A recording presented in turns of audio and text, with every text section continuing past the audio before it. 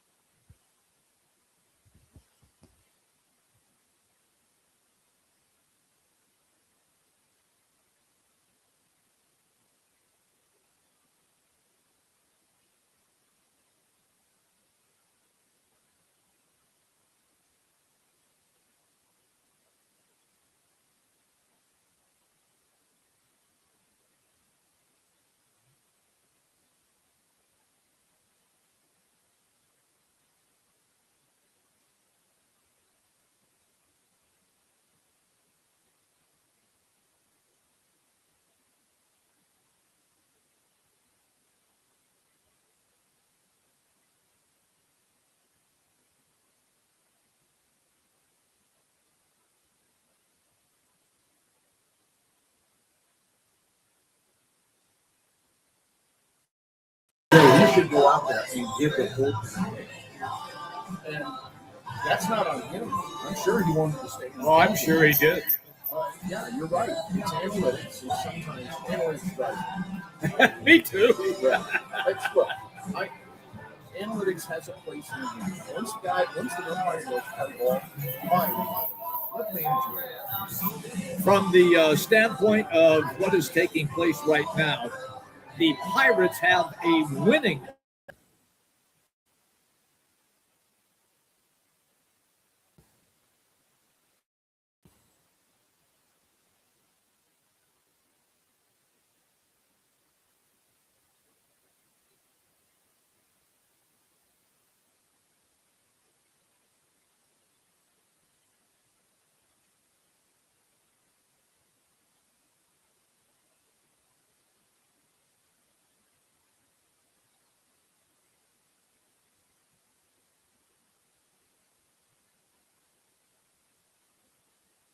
Interesting mix.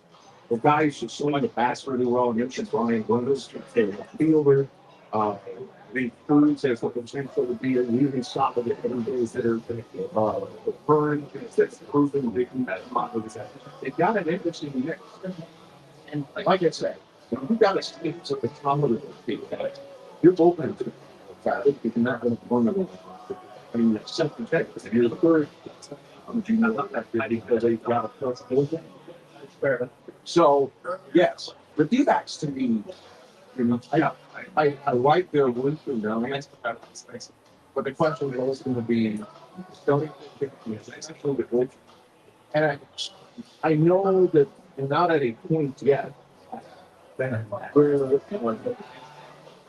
we have to start worrying about pulling it out.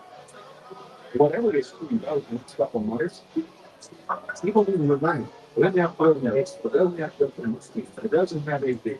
It's totally not highway code. Also, what we need to be. Okay.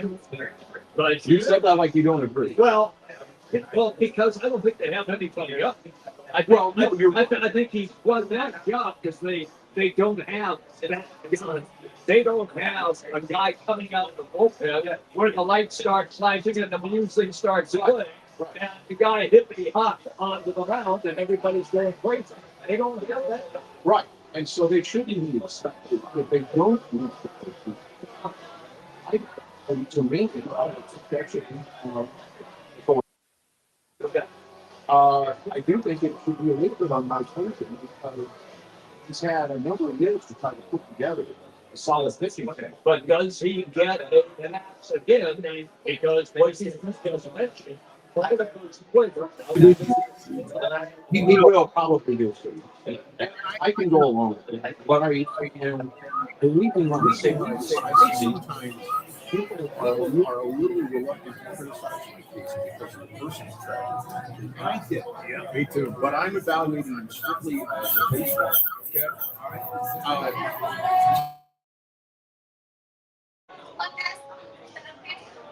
They wrapped that Waller.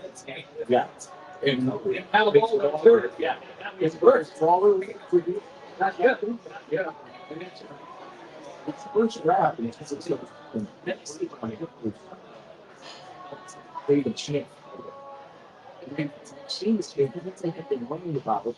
The officials out there, and they think that here's a very he's not winning. And if I was it's not real.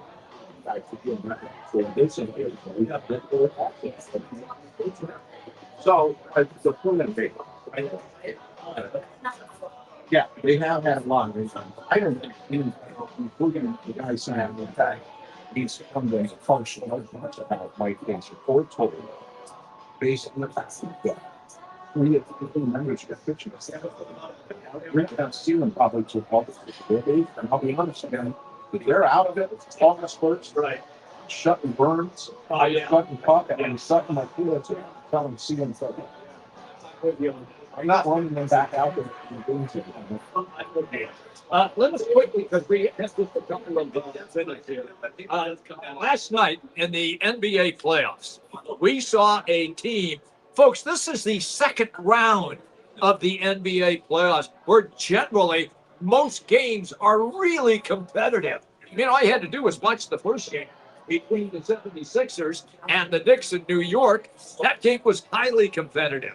We get to the night game in San Antonio.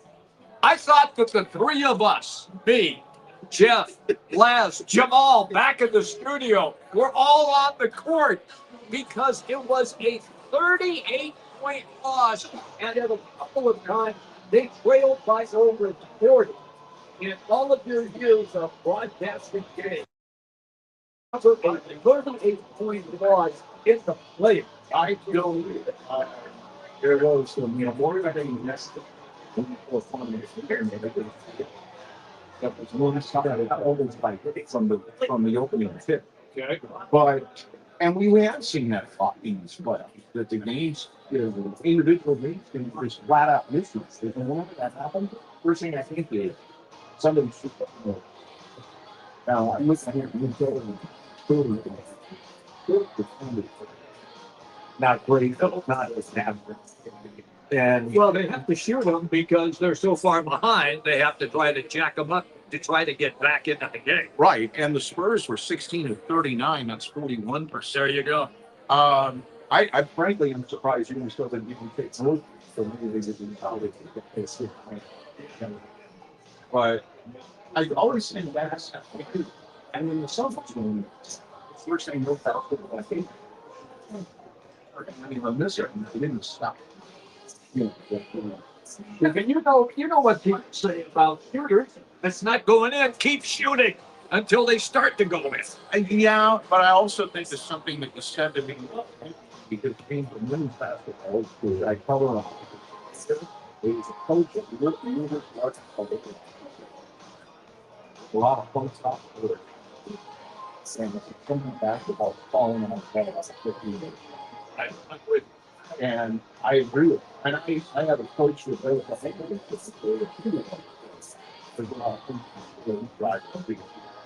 What put that game where put it out? 2 or 3 drives to they went to the game. right. I'm with you on that. I'm not saying that's what happened with that. No, yeah, I understand. Hey, Randy Bennett, the new basketball coach at ASU, met the news media yesterday because the Urban had died. We lost power for today. Now we have new circles who are spinning the wheel. We're going to play some of Randy's comments coming up in our replay rewind. Our skateboarding group, I get to call before the leaks hit. Well, you can keep your movements with skateboarding. They are number one preferred mover. Just go online. Skate48 or just go old school. 480-268-4509. Here at the ASU basketball coach Randy Bennett did speak to the media. Considering the players that he already has brought in, what do you expect from Bennett's team in his first year? You have 3-on-1 solid. They will make the expected NCAA. But we will discuss that up on the show. 2, will be okay, but switch the Sundays for 3. The Big 12 will eat them alive. And to Roc and Manuch on X on Instagram, and we will update you throughout the course of the show. This segment presented by Lerner and Rowe. Just make one call. 602-977-1900. That's Lerner and Rowe. Take one call. Hanging out today. Twin Peaks and Camelback is where you can find us. Our good friend Jim Mark is in on the show today. We're having a good time already. We're coming right back with our replay rewind. ESPN 6. I know. Would I blow up the clock? No, don't worry about it. Okay. Yeah, we're not the only time we really have a hard break without the beats. Okay. Yeah.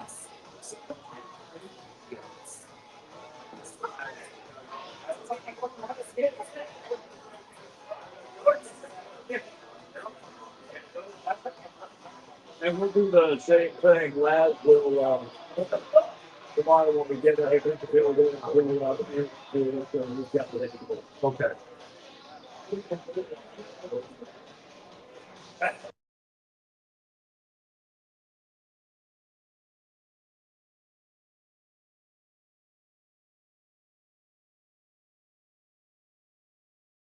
now, and then I can.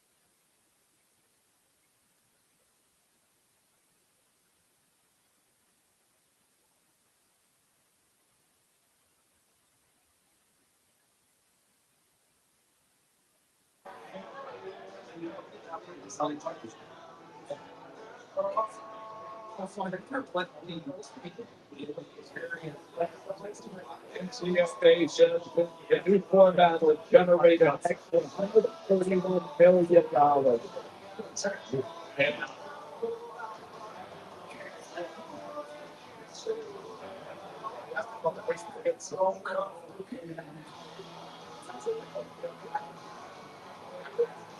And everybody, welcome back in. We're rolling from the Camelback location of Twin Peaks. Good ground already in hand. They're watching the golf. They're watching the Diamondbacks game. And I'm hanging out with my good pal. That is just fun. Long-time Valley broadcaster. He's going to be on the show with both the Roc and Manuch for the rest of this and then a few days next week as well. Time to get to our replays with the rewind. And let's get an update because it is getaway day right now for the Pirates and D-backs, and they are presently in progress downtown at the yard. So it's all the years going on. Back down to the okay, starting from only 2 hits away, but he only has 1 day, so he's pushing along here, 200 past something. So we're talking one piece, here to now over and could walk 100 in that piece. But in the bottom of the page, right back to the El Castillo was it. That Castillo in our Castillo, right? Scored for them. So we're tied up in the post, ready to go. That'll be awesome. Thank you. Quickly then do our replay rewind from last night. The aforementioned post line hitter. This is how it began in the top of the first game. Bring it down.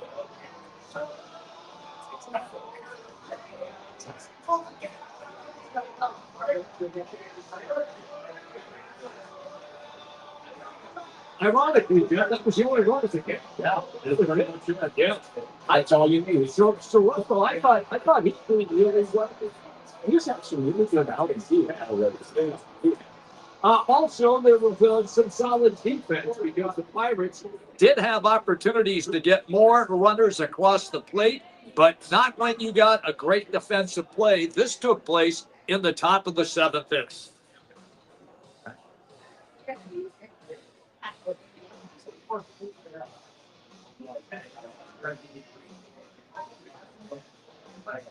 That was a unbelievable play to get that out, and otherwise it would have had another run with the giver. A lot of people don't talk about that case, and that's what we still wrong on that. But you can't be out there every day at a position like that. Yeah, he does. Then it was the guy who just went on an incredible pitching clinic at Wall Street. And the Pirates went on to win the game, 1-0 team with 7 strikeouts. Here is one of them right now, bottom of the eighth.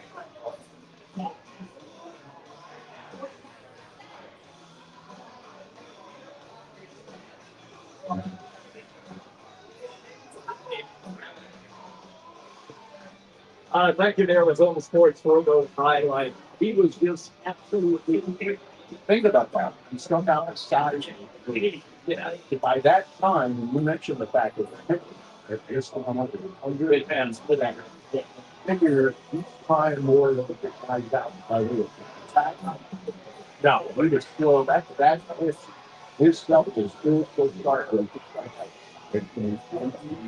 All right, we continue with our replay one. This is very close to Young Buck Park. We're going to start here from the new head basketball coach, Randy Bennett. And he pushed out the town, had a health issue. Finally is back to being himself again, as we always wish as well. He met the news media yesterday, and he was also on with Burton and Gamble yesterday. And this is what Bennett had to say about ASU being at the media.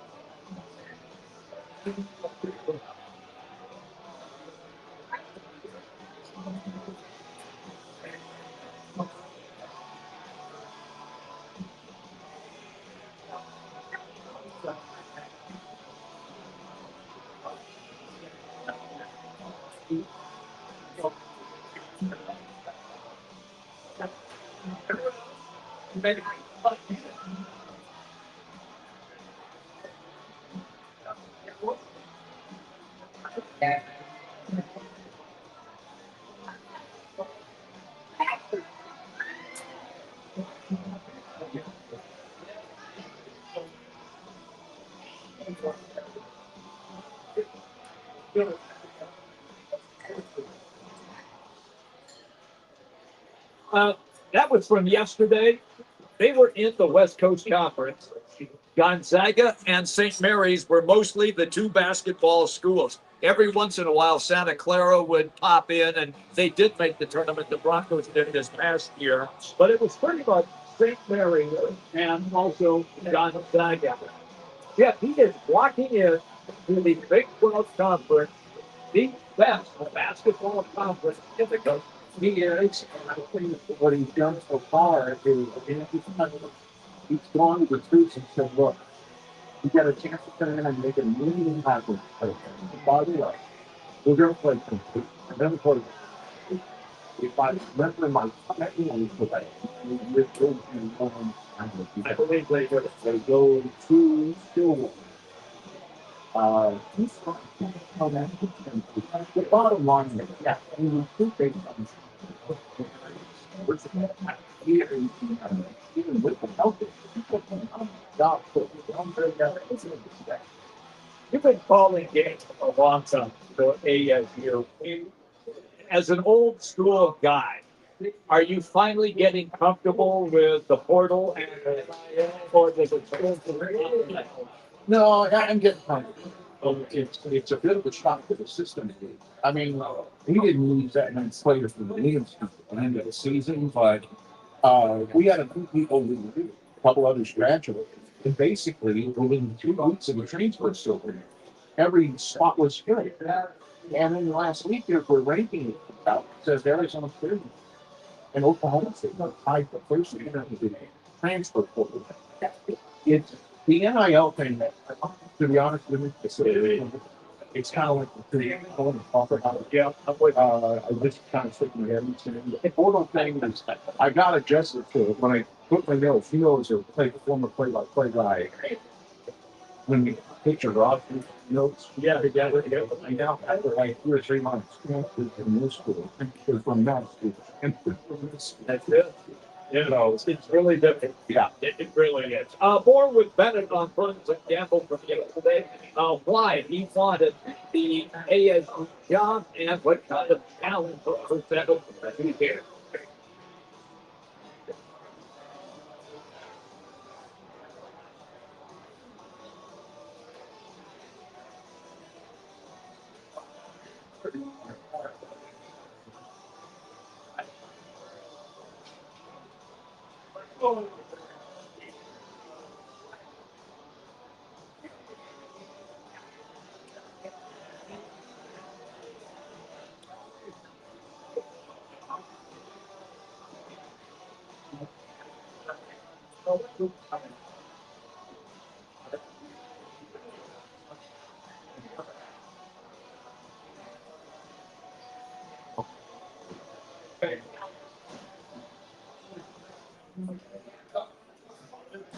Let me say two things about that.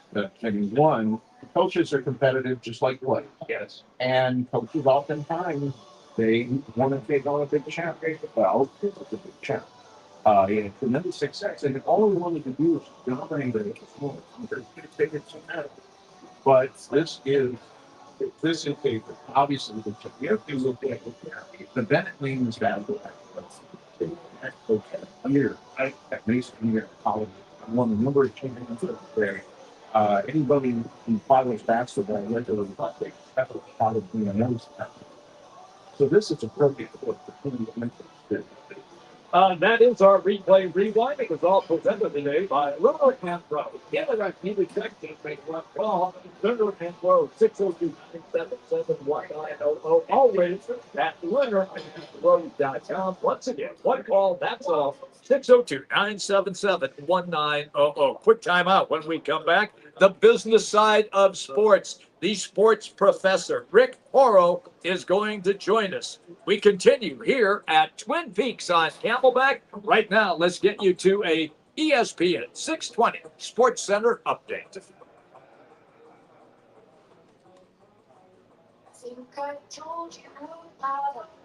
It's now time for the Roc and Manuch with Jimmy B's ESPN 620 Sports Center update. We got to a shutout. One of baseball fast all smooth last night. They played well with the Pirates 1-0. They're right back at it today in a rubber match down the Chase Field. Back down at the start. First pitching by 12:40. You guys have just taken a 2-1 lead over the Arrows, solo home run. And people that played the score since that day. It's Mother's Day, 15-2, and the reservation cup at 3-1. It's not like it's out to like one, like $6 voucher, $6 value of yes, $6 Moscow Rule. Private scratch me food, high school drafts, every game with every team. You got Mother's Day, you enjoy us. Mom says more drinks. Like he eats drinks, and eats.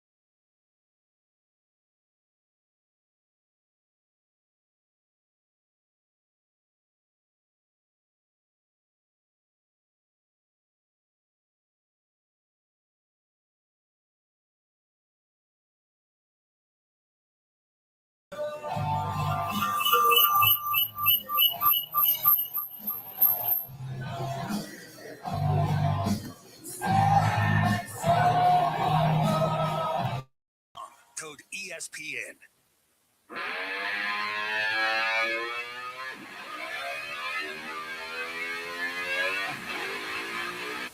And no rejoin here, just the music.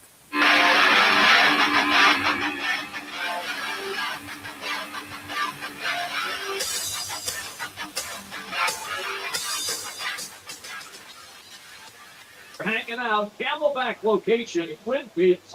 Great crowd already here watching the getaway day for the Diamondbacks and the Pirates, and a little golf on taking place in Charlotte, North Carolina. It is the first round there of the Lewis Open Championship. And well, the sports professor, Rick Oro, he heard that Roc and Manuch were both going to be off the show today. So he has hosted. So we are efforting throughout the course of this segment to see if we can get in touch with Rick. Look, I told him, I said, hey, it'll be the B plus team. It's not the A team, but we're the B plus team. Yeah, the B plus team. Yeah. I know. So if we get it, we get it. Look, let's begin with a breaking story. Yeah. Because this is going to be our first question for Rick Oro, the sports professor. So we will debate it, and that is the NCAA has approved expansion now in the NCAA basketball tournament, commonly known as March Madness. Yet they are officially 76 teams. I realize that that's still like 35% of all the position scores, but let me just ask you a question. Okay, I'm ready. It's a lot of whenever the subject of college football playoff, you get a lot of people saying understand it. You hear anybody say that about it? No, nobody wanted it. Everybody likes it the way it is at 6. Yeah, I parents at the same rate of play, and you're like, oh, okay. But there's an old sports team that you know Don Owen. I do know who once said the answer to all of your questions is money. And the answer to this money. $131 million more expected with the expansion of the tournament. 131 million more. I'll tell you what, not that any of us are worried about this, but the expansion of the tournament, even by just 8 teams, means a grand old event with college basketball again includes probably 8 events. I'm with you. Yeah, that's toast. It is not going to make it with 8 teams now. And as I referenced when we began the show and we talked quickly about this, now you're going to get, and by the way, let me just say this. If you believe that more mid-majors are going to get invited, you are so wrong. It's not going to be. You can get teams with 2017 and 12. So you can like There you go. It's not going to help us in that, but fine with that. At least it'll be a mess. All these Power 5 teams are going to be loaded in this. When they expanded to 64, it was 1 year later, a guy named CMU, the athletic director, I do remember seeing the chairman of the NCAA men's basketball. And they asked me, how do you determine what's last week? And he said, basically what we do, we take the list of the teams that are there, and we take them one by one, and we find them. Then each team can be them. And we can see them for decided. I counted 7 and 6. We may have some things that don't I mean, even with 68, there are teams that make it into the play-in that really don't belong. And every year, team number 69 is going to say, we got robbed. Oh, yeah. But I always say, I used to say this about old championships. And it applies to the playoff and the NCAA. There weren't weddings. You can't please everybody unless you invite them. Yeah. Somebody always, I got a buddy for years, just before I told him, there's it's a fair play. Life is not fair. Right. I mean, even in that outside, yeah, being unfair. You have to move to go on the road and on the people team, they team. One more to go outside, is that fair? No. And you know, by hitting up the 7-16, necessarily adding those. It's adding a bunch of teams that won't get to the second, if they probably won't get to the second. So they're most likely to lose in the first round. Right. And the ones that advance, they'll be gone the next one. And it's just, and it's like at that point, but yeah, it's about money. They're going to make it big. $131 million. I get it. But at some point, that also stops. The TV network have, you know, who are already paying north of $1 billion per year Right. for the rights to televise this event, they're going to say, we're not showing Team 74 and Team 76 when you're paying $1 billion. No. And we're not at that point yet, obviously. Because you might well do it, what's coming next? We'll do this for 3 years. Or somebody would say, go to 9. Yeah, I have. That'll be like, I'm with you. I'm with you. 100%. And I believe that you are correct about the NIT. It will indeed go the way of the dinosaur. Yeah. And it'll be extended. Yeah, and it's headed that way anyway. Because, Yeah. especially now in the era of the transfer portal. Yeah. And it has that upswitch, has that event where the end of it's listed in my home. And things that's trying to perform in that probably then you slip in and do it. But it's not a number of things. You're becoming a new baby. Because most of the college football programs, they didn't get in the NCAA and said, yeah, guys don't want to play. It's amazing to me how quickly things can change when there is so much money in them. Right. And it's all about the dollar. And look, I understand it. The way the NIL and the portal are right now, you have to be able to pay players. What you're going to see is more schools, and there have already been a couple of schools, even in the Big 12, where Iowa State can in gymnastics programs. Right. And you're going to see other schools. I just saw the other day, I believe it was maybe Kentucky, and their men and women's tennis game. Yeah. So that's what's going to happen. And you can talk to one of the presidents or the athletic director of those schools, and the question would be, did you have to do this because you have to pay players now so much? The answer, absolutely, yeah. They're not going to have a choice. We sometime over the next couple of days on here on the show. I hope we get a chance. I won't do it now, but it makes it. But there's a guy, a professor at Oregon State, that came up with a plan basically to completely overhaul college athletics, and it centers on football. Okay. And it comes down to one simple thing: you got to treat football separate from every other sport. And you got to run it like a pro league where the money, the revenue that's brought in is distributed evenly amongst everybody playing Division 1 and 5.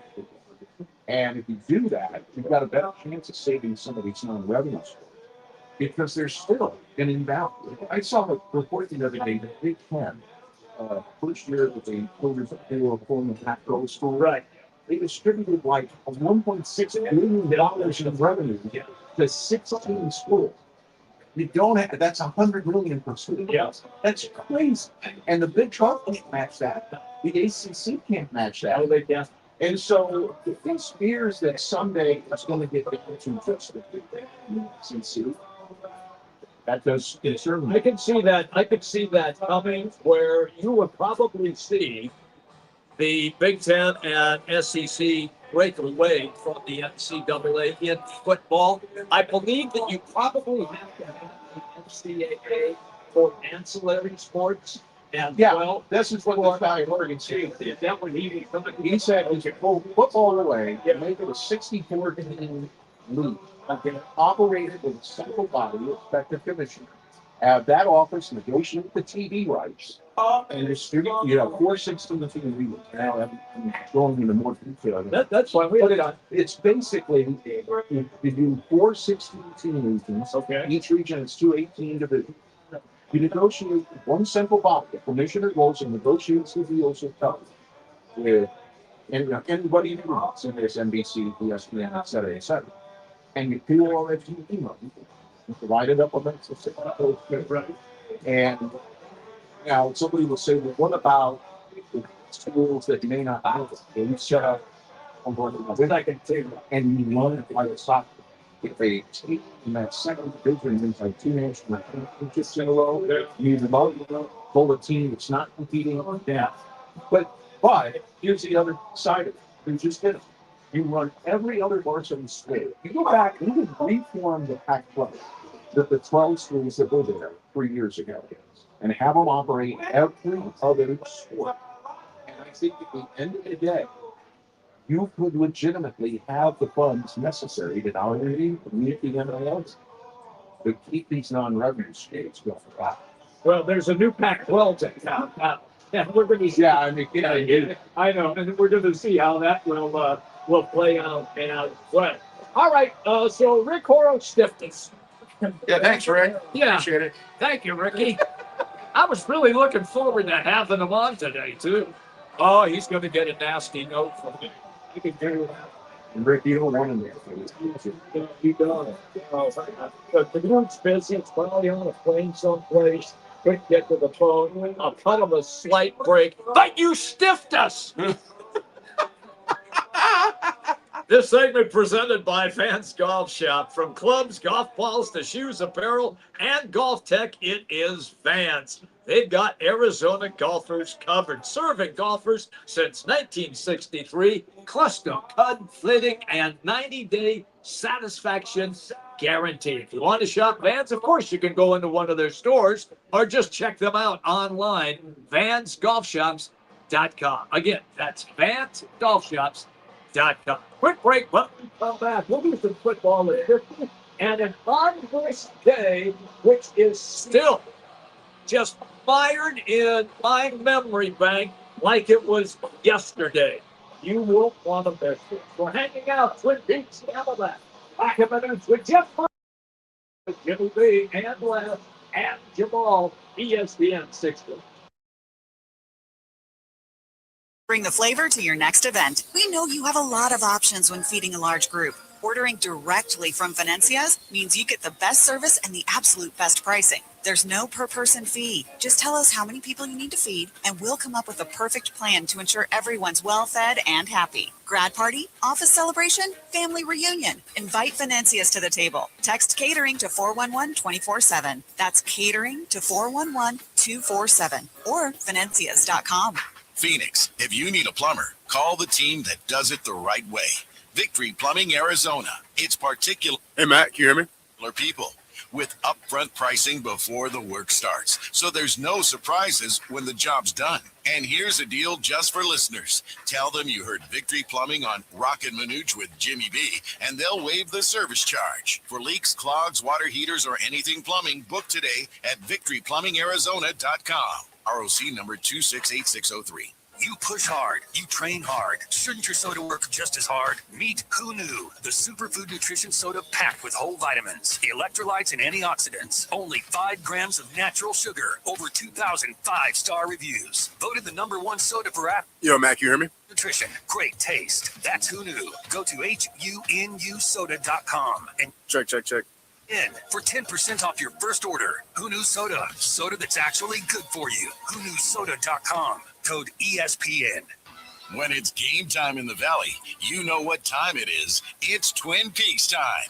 Head to Twin Peaks with 5 Valley locations and massive screens everywhere you look. From basketball, baseball, to hockey, fights, and more, there's no better place to catch every play and all the action. Bud Light is a proud partner of sports fans everywhere. Twin Peaks, eats, drinks, scenic views. Every person in a crowd deserves to feel safe. After 10 lives were lost at a concert, Pink Bows Foundation stepped forward, fighting for safer venues and crowd safety training. So when you walk into a concert or cheer on your team at a big game, Pink Bows wants you to feel protected and safe in a crowd. Our focus is to help prevent another tragedy. Visit pinkbowsfoundation.org. Pink Bows Foundation. Safer events save lives. Hi, I'm Kim Holderness. And I'm Penn Holderness. You don't have to have an amazing race to the doctor, but you should make time for routine cancer screenings. I schedule my mammogram and other cancer screenings around my birthday and then treat myself to lunch. I do too, because, of course, everyone likes lunch. The C word can be scary, but routine screenings can detect cancer before symptoms appear. And early detection equals better outcomes. Go to preventcancer.org to find out which cancer screenings you need. You back. A quick reflection on some of the more memorable moments in sports and pop culture. Now, time for your Right Toyota on this day report. Right Toyota, right on the corner, right on the price. Right Toyota in Scottsdale. And we're hanging out today until 4 o'clock. Camelback location. Twin Ridge. Jeff Munn is in. The boys are off. Rick will be back on Monday. He'll make a guest appearance on the show. And then he'll be going again. And we're going to have Jeff in for a few days next week as well. Hey, all right, before I do on those days, this clip that we're going to run, is it just heard in his remembrance back because it stood out so much. I know what you're talking about. Yes. Yeah. It just doesn't go away. Even a punk kid like Les, who's like 17 years old, knows what this clip is, don't you? You read my mind up, and so even someone my age who it's a little before their time, everyone knows that place, right? So here we go. Oh, he gave it away. Yeah, I know. It is Allen Iverson, and it did indeed take place on this day.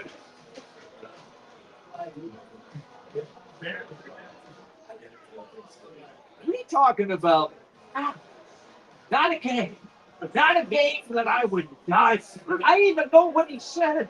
Not a game that I would die for. We talking about. I mean, the whole thing, it lived rent free in my mind. Allen Iverson, we talk about practice. I'm telling you, there have been some great sports rants, but even as young as Laz is, he even knows this one. Not to change directions, but you talk about great sports code. Yeah. Last week in the NFL Network, Randy was saying about the greatest game Ever played? and somewhere in the top 30 was the Bears, or who we thought they were. Oh, I thought, really? That's in the top 30 greatest games of all time. And it had to be just because of that rant. That's it. It's got to be it. Kenny Green. He was unbelievable with that rant. I mean, there are lots of great rants. Bill Matlock had an unbelievable rant. And there have been baseball managers and basketball coaches who have just totally lost it in front of the news media. But Allen Iverson, and the question was, well, you didn't really work that hard in the Rangers, did you? And that's when he looked at the reporter and said, you got it. That's it. Not a game. Not a game that I would die for. How did the reporter get to see practice? Because It was 20, 30 years ago. it was different, and you were allowed to sit and watch. Yeah. They don't So not like that anymore. Anyway, that is indeed on this day. We talk about it. All right, a little football at 15. Nobody does happy hour like Twin Peaks. 3 to 6 every day, tequila cocktails, premium bourbon, hot shell spirits over ice balls, local craft beers, and those famous 29-degree wraps. And you can pair it all with scratch-made bites that actually satisfy. When it comes to happy hour, we love hanging at Twin Peaks. Twin Peaks, eat drinks, scenic view. All right, a little football for you right now. And we will begin with this. Jeff, the NFL referees are now apparently close to inking a brand new deal. You do not want to go to replacement ref like you saw several years ago. No, and I heard what the two said, and I'll be interested to see how they negotiate. They will let the bump up in the game. Come on, gang, the NFL can afford it. Oh, yeah. But the other thing with the referees, and this is where I was, if I was the NFL, I'd say no. they wanted playoff assignments based strictly on seniority, and not performance. And I'm going to go, and I thought, we're going to still stick with performance. I agree. So whenever they do arrive at an agreement, everything that you said, if you think they're very close, I'll be interested to see if the NFL gives it on. Because whether it's after we're officiating the play, they're always been. But it's an honor to be called an official to work the play as well. It's a big honor. And baseball has always leaned toward going by seniority. And it's a risk. Yes, they do. They do. The other big story, Aaron Rodgers, the Steelers quarterback, he's going to show up in Pittsburgh tomorrow to meet face-to-face with the front office and the new coach, Mike McCarthy. And it appears that he will indeed, cruising in on being 43 years of age, may play another year for the Steelers. If I was the Steelers, I'd say, okay, but tell us tomorrow. Don't make us wait till the opening of camp. Don't go back to the TP. Yeah, just think about it some more. You are or you aren't. Yes. And obviously, if they pressure him on that, so you got to tell us tomorrow, like, no, and we. I did. It's hard, especially when you're coaching staff. How do you get rid of your receiver if you don't know who the quarterback see? Literally, that's what I want. And I'm going to say this: if you go and look at how he performed, he was in the top 10 in quarterback performance last season. Yeah, what happened last year? You know, when they got beat in the wild card, that was not on. No, no, it wasn't. But he had a solid season. Yeah. And they believe, meaning the coaching staff and the Steelers front office, that he could deliver again. The Steelers have gone out. They have made some improvements in their offensive line. They have picked up another wide receiver as well. So they must believe if Rodgers wants to play, he could give them another good year, and they could be a playoff team. I would think so, especially with Mike McCarthy. And there's Aaron Rodgers. There's little Mike McCarthy. I don't think they'd be too much of a either. There you go. Little football at 50 is all presented by our great partnership with Lerner and Rowe. Just make one call. That's all. Lerner and Rowe. You can find them on the web as well. You can just go to lernerandrowe.com and touch base as well as just calling them. They will indeed help you. It is Lerner as well. Let me come back. Kyle Dodd is going to join us. The men's basketball color commentator, former player. We're going to get into Randy Bennett's press conference yesterday. And then coming up at the bottom of the hour, ESPN sports writer Josh Weinfuss on the Cardinals and the rest of the NFL as we'll put over the tops. We're hanging out today. Twin Peaks and Camelback is where you can find it. Activities is going to be with 10 months in today. It's ESPN Radio 620 on ESPN.com and on the Arizona Sports Hour.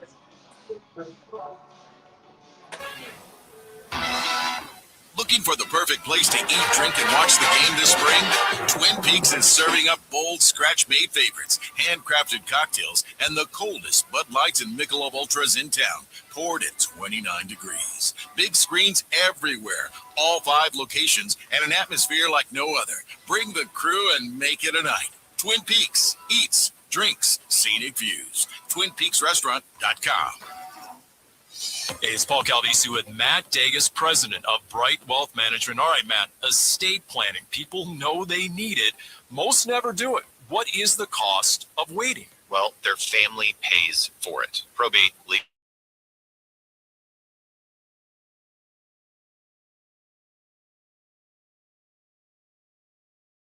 Here's what most people miss. Beneficiary designations override everything. Wrong name, outdated info, and the money doesn't go where you think. Unfortunately, we've seen it happen. So what does the right plan look like? A funded trust, updated beneficiaries, powers of attorney, all aligned with your financial picture. A plan your family can actually use when they need it most. And you walk people through all that. Step by step. Call 844-726-9116 and schedule your legacy review. Protect the people you care about today. 844-726-9116 or brightwm.com. Investment advisory services offered through Kyle's there. C, an SEC registered investment advisor. The content provided is for educational purposes only. Is there a tougher gig than being a roof in Arizona, right? Paul Calvisi, or the big heat, monsoon storms? No one knows that better. No one does it better than America Roofing. For real, America Roofing just named Arizona's roofing contractor of the year. It's the very roof over our heads. Don't mess with the rest. You want the best. America Roofing, A+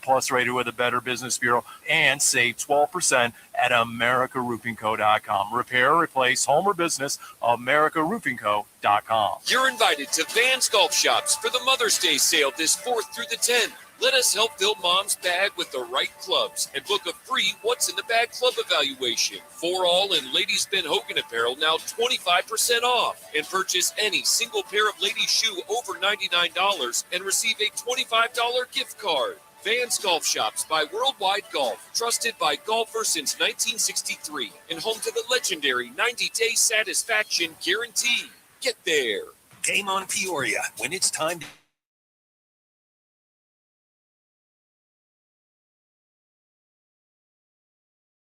of your favorites, burgers, wings, nachos, plus a full bar and TVs everywhere you look. And don't miss happy hour Monday through Thursday, 3 to 6:30 p.m. with $2 off well drinks and $2 off domestic drafts, plus daily specials all week long. Bring your friends, grab a seat on the patio, and settle in for the game. Big's American Bar and Grill, where Peoria comes to play, eat, and watch. KTAR AM Phoenix, Arizona's home for the worldwide leader in sports.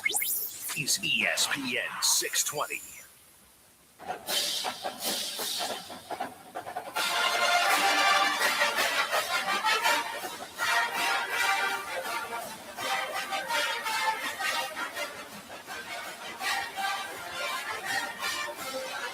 We're back, guys.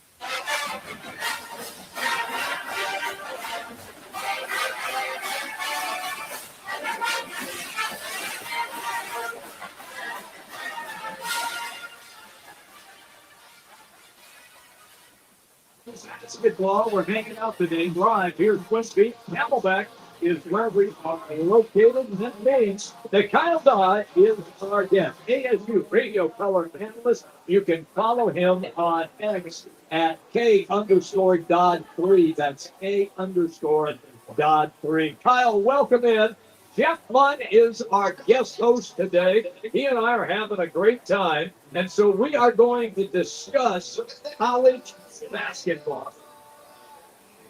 JD, are you there? Well, yeah, man. Two of my favorites in the Valley together. Finally, we got that bum Manuch out of the country. So, where's he at? He's in Italy? He's gone, literally. Italy. Yeah, Italy, yeah. Yeah, he's having pizza. Oh, wow. He's getting running for president or something like that.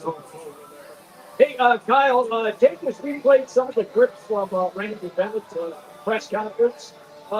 Your thoughts on A, how he handled it, B, how do you think it went, and C, he's already signed what appears to be a pretty good play. Yeah, I thought it was great. I thought he started off great. Apologized for what he called the pump fake on the first press conference. Obviously had to get the health stuff figured out first, and then really enjoyed what he said. What it took to get him here. What he envisions this job being. I love the coaching staff that he's put together. It's so many times in college basketball these days you hire guys that are attached to players, and this staff seems like it's attached to players but are also former head coaches at some level. And I really enjoy getting a chance to meet those guys.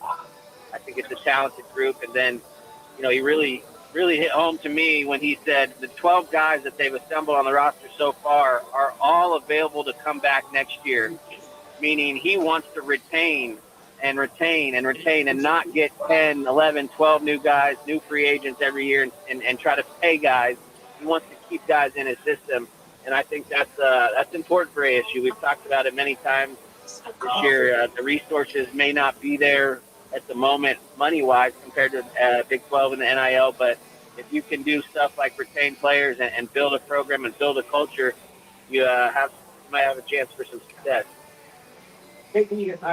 In looking at the way Randy's teams played at St. Mary's, I'm really curious to see what kind of system that he's going to bring to Harrington State. It appears to me that it might be a little bit more deliberate kind of. Yeah, I think just to match the physical, part of the Big 12. Talked to the staff today. They really like their length and size that they have. I think they're excited to get these guys in the gym, and with the guys that are played overseas, maybe played some professional basketball. Some of these Australian guys that they brought in, they're going to be skilled. A lot of these guys are part of these academies and that they've built now overseas, and going through a lot of skill work. And so I would expect a team that runs their stuff deliberately, but plays a free-flowing style, makes some shots. I'm excited to see it. I don't think they'll necessarily be a slow down, drag it out, Houston type team, but I think they'll be able to try to probably do a combination of both. Stretch the floor, shoot the basketball, and then slug it out if they have to.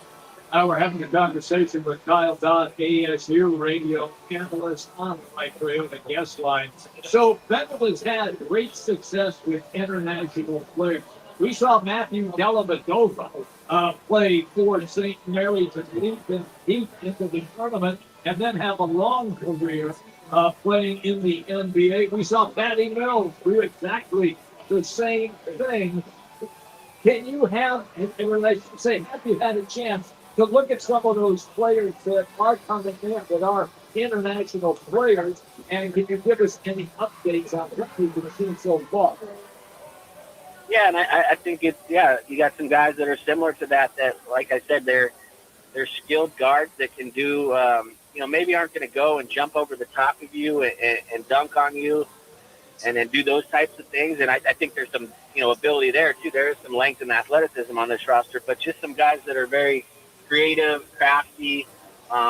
Coach Croy, who's the associate head coach, his son was committed to Randy Bennett at St. Mary's. He's coming over, a bigger, longer guard that, wanted to play at the highest level, and now is able to shift over and play in the Big 12. So, I'm excited to see, what they got. Obviously, year one, you always got to understand there will probably be some growing pains, but I think it's exciting to see Coach Bennett going, and I got a chance to see him. I hadn't seen him. He was, I think I told you guys a couple weeks ago, but he was one of the first coaches to offer me a scholarship, and as soon as I introduced myself, he remembered exactly where he saw me, what gym, and we talked about it. And as much as Doug Tamro didn't like to hear it, he said some really nice things about me. That's great.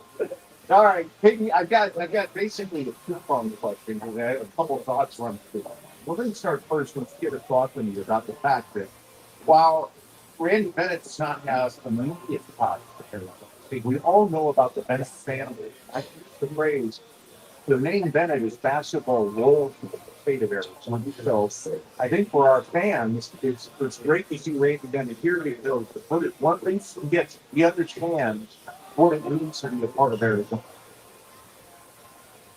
Oh yeah, I think that dynamic. I mean, it was cool today at the press conference. A lot of his former teammates from high school were here. I think it was Westwood High School that he went to in Mesa, and they had a whole group of them over there, and getting a chance to meet those guys and talk about what he was like in high school. And then I actually used to talk at Coach Bennett's seniors camp every summer, and I would go over there and give the kids the "don't ever let anybody tell you you're too small" speech, and then I would do some dunks for the kids, and he'd pay me a little bit of money. And I remember every summer that first call, it was that day of summer where you could actually start making a little money, because we didn't have NIL when I played.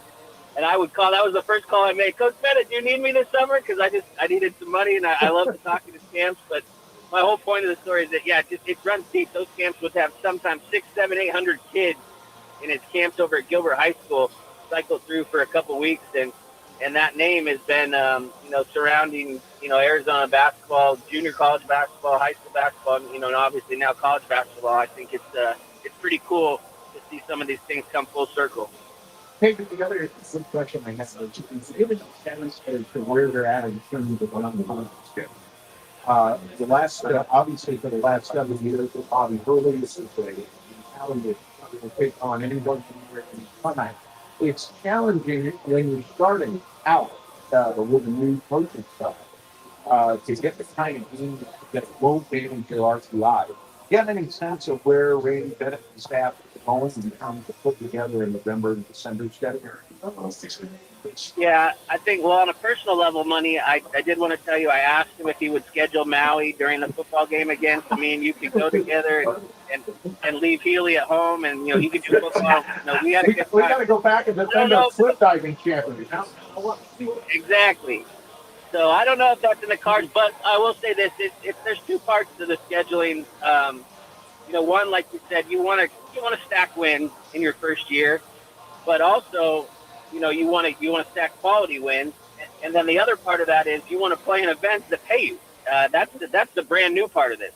And as crazy as this sounds, the Maui Invitationals of the world, which have always been those premier preseason tournaments, those are kind of getting knocked down the list to these events that are the 2-game events in Vegas, or the doubleheader of in Vegas, where these barstool sports types people are paying the schools NIL, and that's where you got to kind of balance it out. You got to get money and add money to your program to pay players, but then you also want to play in the type of events that bring recognition, but you also need to have quality wins. So it's a balance, and I think they put the right people in place to kind of figure that out.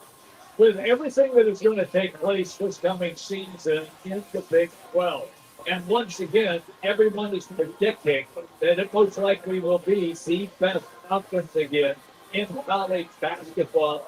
Do you have any idea where ASU might fit in? Yeah, I mean, that's a tough one. I would say right off the bat, just without knowing any of these guys, but just the quality of recruits that they got. I mean, I'd say you just probably start right in the middle and just put them in the middle, and you could see them really surprise some people in either direction. Honestly, I think with the coaching staff, like I said, he's put together, and the ability of Randy Bennett to coach the game of basketball, I don't see them struggling by any means. But I also know that 12 new guys is 12 new guys, and when you're trying to build a new culture, things take time. So I think just the talent-wise, I'd throw them right in the middle and see how things play out. And I think we'll be just fine in a year or two.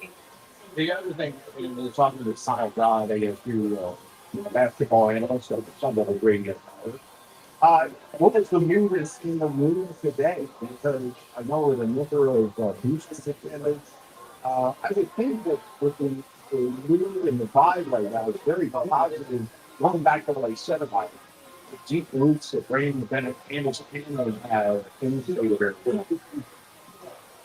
Yeah, I think that was really important, and the energy was great. There was a ton of people there, a ton of fans there. Everybody seemed really excited. I think that obviously we wanted to have the press conference sooner than this, but I think the benefit of having it 5 weeks after he got hired was they have assembled a team, and I think there's people that go, wow, look at this roster he put together in 4 or 5 weeks, and there was that excitement and that buzz about the players, and then getting a chance to really dig into the resumes of the coaching staff. I think the excitement around the practice facility today was good, and just I think the overall excitement around the program's good. And these things are always tough. Money, you've been through it, but you guys know how I feel about Coach Hurley, and I think we owe a ton of gratitude to him leaving the program in a better place. And it's always weird for me to just lost a bunch of my friends, to leaving the program, but then you also have to embrace some new people, and it never felt forced today. For me, it just felt like a good vibe, a good energy, and I'm excited to see these guys work, and you know what I'll do? I'll be what I always am. I'm the Don King of ASU basketball, baby. So just let me promote it. He's the mayor of Desert Financial Arena. There you go. It's always good, man, when you take time to come on to the show. Thank you, Kyle. Have a good day. Yeah, Jimmy, you got to start having more quality guys like Money on and get some of those other guys out. You know that those guys are going to hear all this. They'll come back and hear it all. I know. I hope they do. I know you do. Thank you, my brother. Have Thanks, a good one, man. All right. There you go. You got it. That's Kyle Don, everybody. Talking some ASU basketball, and as they get ready to sign more players and quality play in the Big 12 tournament. Hey, we're at Camelback Twin Peaks. We'll be here on June 4 o'clock. Quick break, and when we come back, we're going to dive into what is taking place downtown at the Yard. It's getaway day between the D-backs and the Pirates. Laz has all the updates for you. We will dive into that. Rock and Manuch, community, and get fun. And today, it is ESPN. One of the largest youth sports complexes in North America, Bristol's is the ultimate hangout for families and sports fans in Mesa. Come experience amazing double-decker cheeseburgers, award-winning wings, smoked barbecue, and fresh, craveable salads. With seating for 500, a full bar, 20 beers on tap, and over 100 TVs, happy hour Thursdays, Friday and Sunday from 4 till 6, plus trivia night every Thursday night. Bristol's, where Mesa comes to eat, watch, and win. Rock for WhiteToyota.com. At Wright Toyota, they'd like you to get to know them. Their goal is to make buying your next vehicle the kind of experience that earns your recommendation to family and friends. They invite you to use all of their innovative web tools on WrightToyota.com. So if you're looking for a new or pre-owned Toyota, head to their interactive website at WrightToyota.com. The right price, the right selection, all at WrightToyota.com. Bigger fields, bigger events, bigger experiences. Arizona Athletic Grounds. Arizona Athletic Grounds is a 275-acre sports and entertainment destination for athletes, fans, and families. Located in Mesa, AAG is one of the largest multi-sport complexes in the country, with over 475,000 square feet indoors and more than 150 fields and courts. From tournaments to training to cheer, dance, concerts, and corporate events, the grounds does it all. Learn more at azgrounds.com.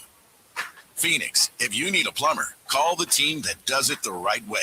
Victory Plumbing Arizona. It's particular plumbing for particular people, with upfront pricing before the work starts, so there's no surprises when the job's done.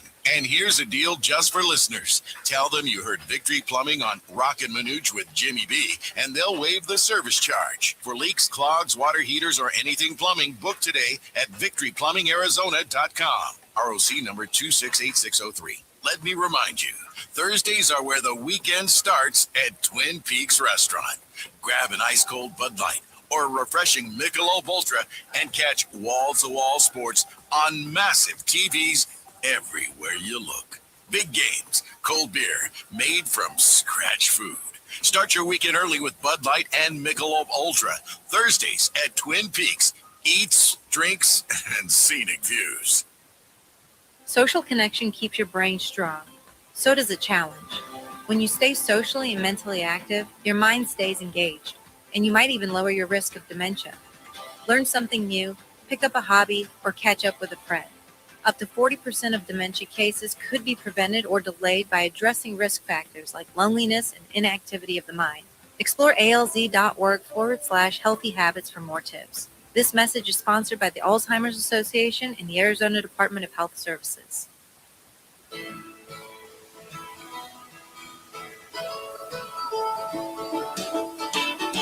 Here's the 1-0 pitch. Swung on. There's a drill shot high and deep right center field. Going back is O'Hearn looking up. It's into the pool. Cannonball for Carroll. Home run number 5, and the Diamondbacks take a 2-1 lead.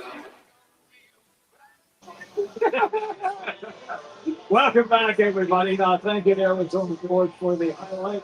Yes, it is getaway day between the Pirates and the D-backs. They are still playing. We're here at Twin Peaks Camelback, and we'll be here until 4 o'clock. Get fun in for the boys today. Going to join us again tomorrow. We're having a great time here at Twin Peaks. All right, let's get to Laz. We heard that call. It was 2-1 then Diamondbacks, but things have changed. Yeah, one team is going to have to pick up 18 minutes ago. Jack Allen did top of the fifth, he gave up few hits from the higher running right up to then they kept that down. Now they're single, they're 3-2, and then just now instead of the other side, it's so that went pretty far. It went pretty far. Yeah, I better been. See, that's a baseball call. Yeah, it went pretty far. 420. Yeah, pretty far. Yeah. So right now the score is. I got a 4-2. Actually, that's still pretty far. Pretty far. Farther than I can. Okay. But yeah, back down kind of like 6 innings, 6 2 off. He struck out 5. Okay. Wait a minute. He threw a 100 pitches and he pitched how many innings? Yes, last night Paul Steens had 8 innings and threw 102. You know what? And it's interesting. There is a thing, and I go through this a lot watching ASU. They have a great left-handed pitcher named Cole Carlone. Okay. Strikeout guy. He's trying to strike out everybody in the ballpark. And you have to learn at some point that it's okay every once in a while to get it to pitch it back to it. And you look at Zach Gallen's line that had 100 pitches in 6 minutes. It's like, he hits 100. You got to think about getting him out no matter what. That's what they do. But that has been, Jeff, the problem, at least the problem that we have seen doing this show, that the pitchers for the Diamondbacks are all up around 100 pitchers by the 5th or 6th. Yeah, it takes them too many pitches to get guys out. Exactly. They get to 2 strikes and they're trying to throw pitches out of the zone. They start Guys will fishing. chase. They start fishing. Yeah, and you know, if you've got good stuff, challenge the guy. Yes. And you've got your fastball's got good one. Throw it in there. Tell the hitter, here it is. Tie it there.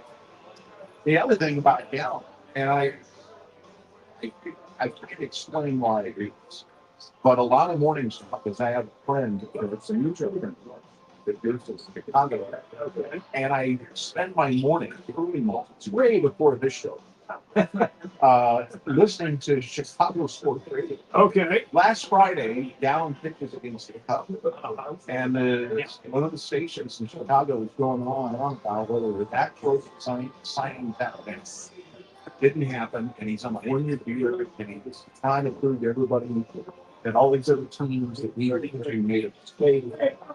And it's like, I don't know, he has some days where he looks pretty good, but not every day he's proving it.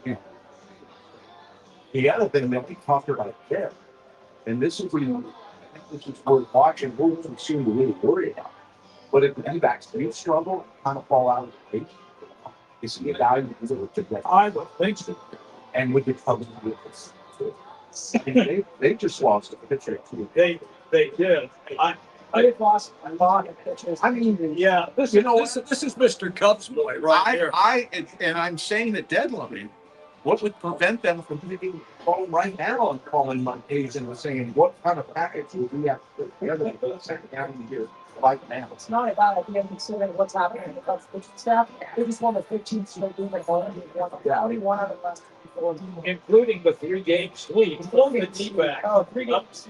Yeah, it's a D-back. Put much distance between them and the Yeah. Cardinals.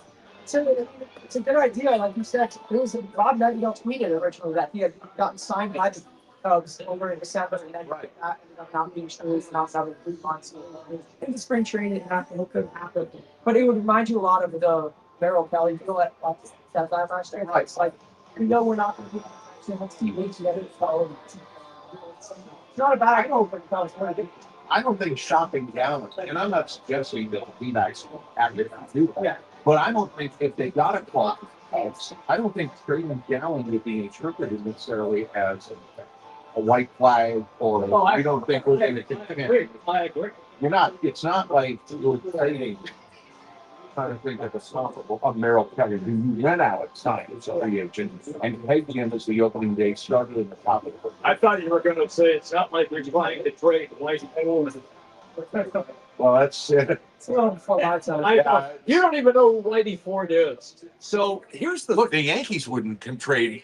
No, they would. No, I know. The point that, and I want to follow up on what you are suggesting, because I'm not upset over your suggestion at all. And if indeed it appears that the D-backs are going to be struggling down the stretch of all of the pitchers that are still not available to pitch, then would Gallen be at least the guy right now, either him or Eduardo Rodriguez? Those would be the two, I guess, pitchers that you could probably get something for. Yeah, and again, playing with a hypothetical of it being helped with something like this. Yeah. I think the thing that if I was in Mike Gleason's seat, I would say is, okay, who are your two best pitching prospects that are not ready to be on the major level? Give me those guys.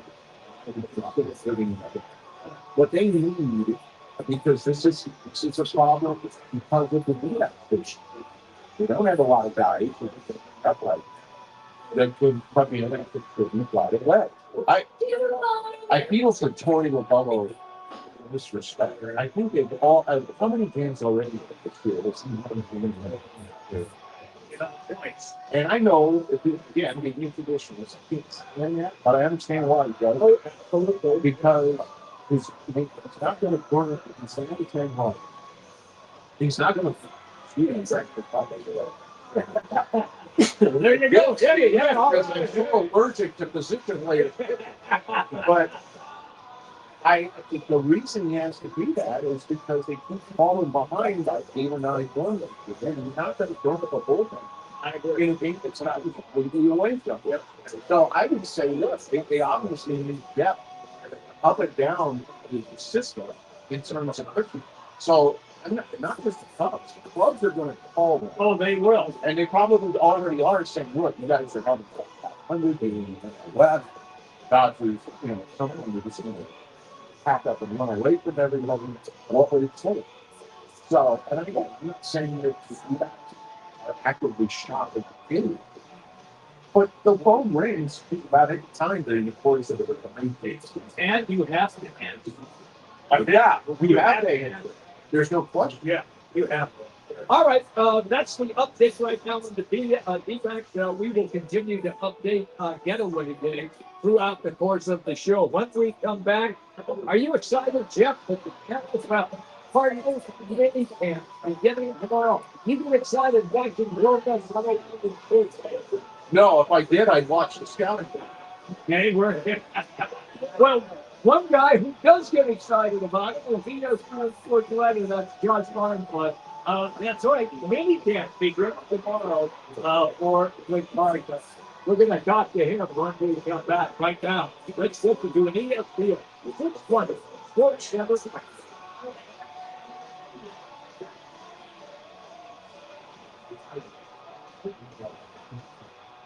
Now it's time to do about the YouTube TV. D-backs were shut out by one of baseball's best in Paul Skeens last night as they fell 1-0 to the Pirates. They're right back at it today in the rubber match from the Chase team. Zach Allen then start third one while Mitch Collins took the bag and that's it. The D-backs got out to a 3-1 lead. Golden Phillips always shot with the Pirates answering back and now we go for that team. What was the keeps looking from the Mother's Day pitching routine and the reservation hassle, 3 calls, 8.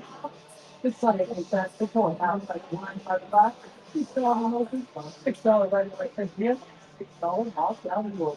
I didn't track 18, I was 4 down to every game on every swing.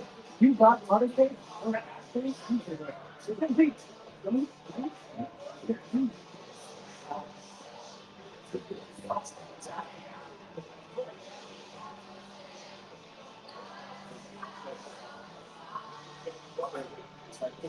So they're doing now for the NCAA. 3 games each day in the day. 2 days. How many games? 3 games each day. I just, I can't read it. We're always battling the heat on the golf course, at work, or just getting through the day. To stay sharp, you need more than energy. You need hydration. You need Phoenix Hydration Energy. Spelled Phoenix, like the city we love. Phoenix gives you clean, natural energy from green tea, plus 3 times the electrolytes of leading sports drinks. No crash, no junk, just pure performance. Grab Phoenix Hydration Energy today at 7-Eleven, Quick Trip, or Circle K. Phoenix Hydration Energy. Rise up. I was in a wreck. I need a check. I was in a wreck. I need a check. I was in a wreck. I need a check. I'm attorney Kevin Rowe. The insurance company's job is to pay you as little as possible. Our job is to get you every dollar you deserve. Call Lerner & Rowe today and let's make them pay. Call 977-1900. Call 977-1900. Join the team at All City Towing, Arizona's largest towing company and leader in roadside service. We're hiring dispatchers, call takers, lot attendants, drivers, and customer service pros ready to grow with us. You'll enjoy state-of-the-art equipment, consistent schedules, full health benefits, a strong 401k match, employer life insurance, and a monthly fuel allowance. Take your career to the next level. Apply today at allcitytowing.com. All City Towing, where your future is always moving forward. Game on Peoria. When it's time to eat big, drink cold, and watch every play, make it Big's American Bar and Grill in the P83 district. Big's is serving up huge portions of your favorites. Burgers, wings, nachos, plus a full bar and TVs everywhere you look. And don't miss happy hour Monday through Thursday, 3 to 6:30 p.m. with $2 off well drinks and $2 off domestic drafts, plus daily specials all week long. Bring your friends, grab a seat on the patio, and settle in for the game. Big's American Bar and Grill, where Peoria comes to play, eat, and watch. Pima JTED doesn't just work for students, it works for all of Arizona. Hands-on training, real-world skills, high school students become job-ready, and Arizona businesses get the talent they need to thrive. Without a skilled workforce, Arizona can't grow. But with Pima JTED graduates, our entire economy prospers. Join the businesses already investing in Arizona's future. Learn more at PimaJTED.org. That's PimaJTED.org. This message is sponsored by Potoff Private Philanthropy.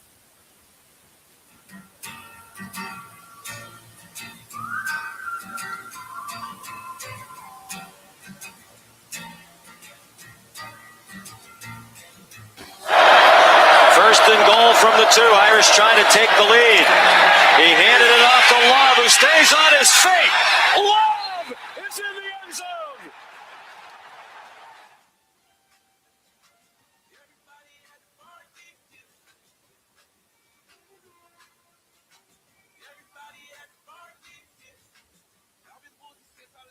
You guys there?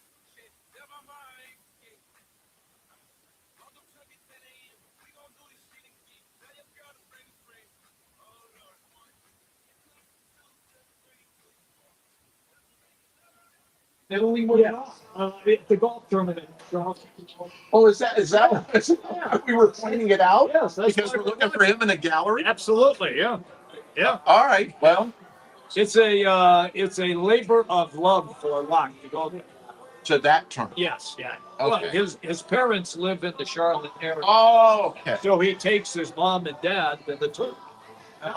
Yeah, it's a great time. It's a great tournament. I've covered it. Yeah, it's a lot of fun. They've had some bad weather, but it looks like that weather. A lot of the it out. Yeah, they had like 2.5 people in with the time. So the pace is pretty strong. So you've got great scores down to his flying right there. Now the party is in the squad, so he's at 14 at number 6. hey, what more than that was really a little closer. He's having a tall round. Yeah, he is.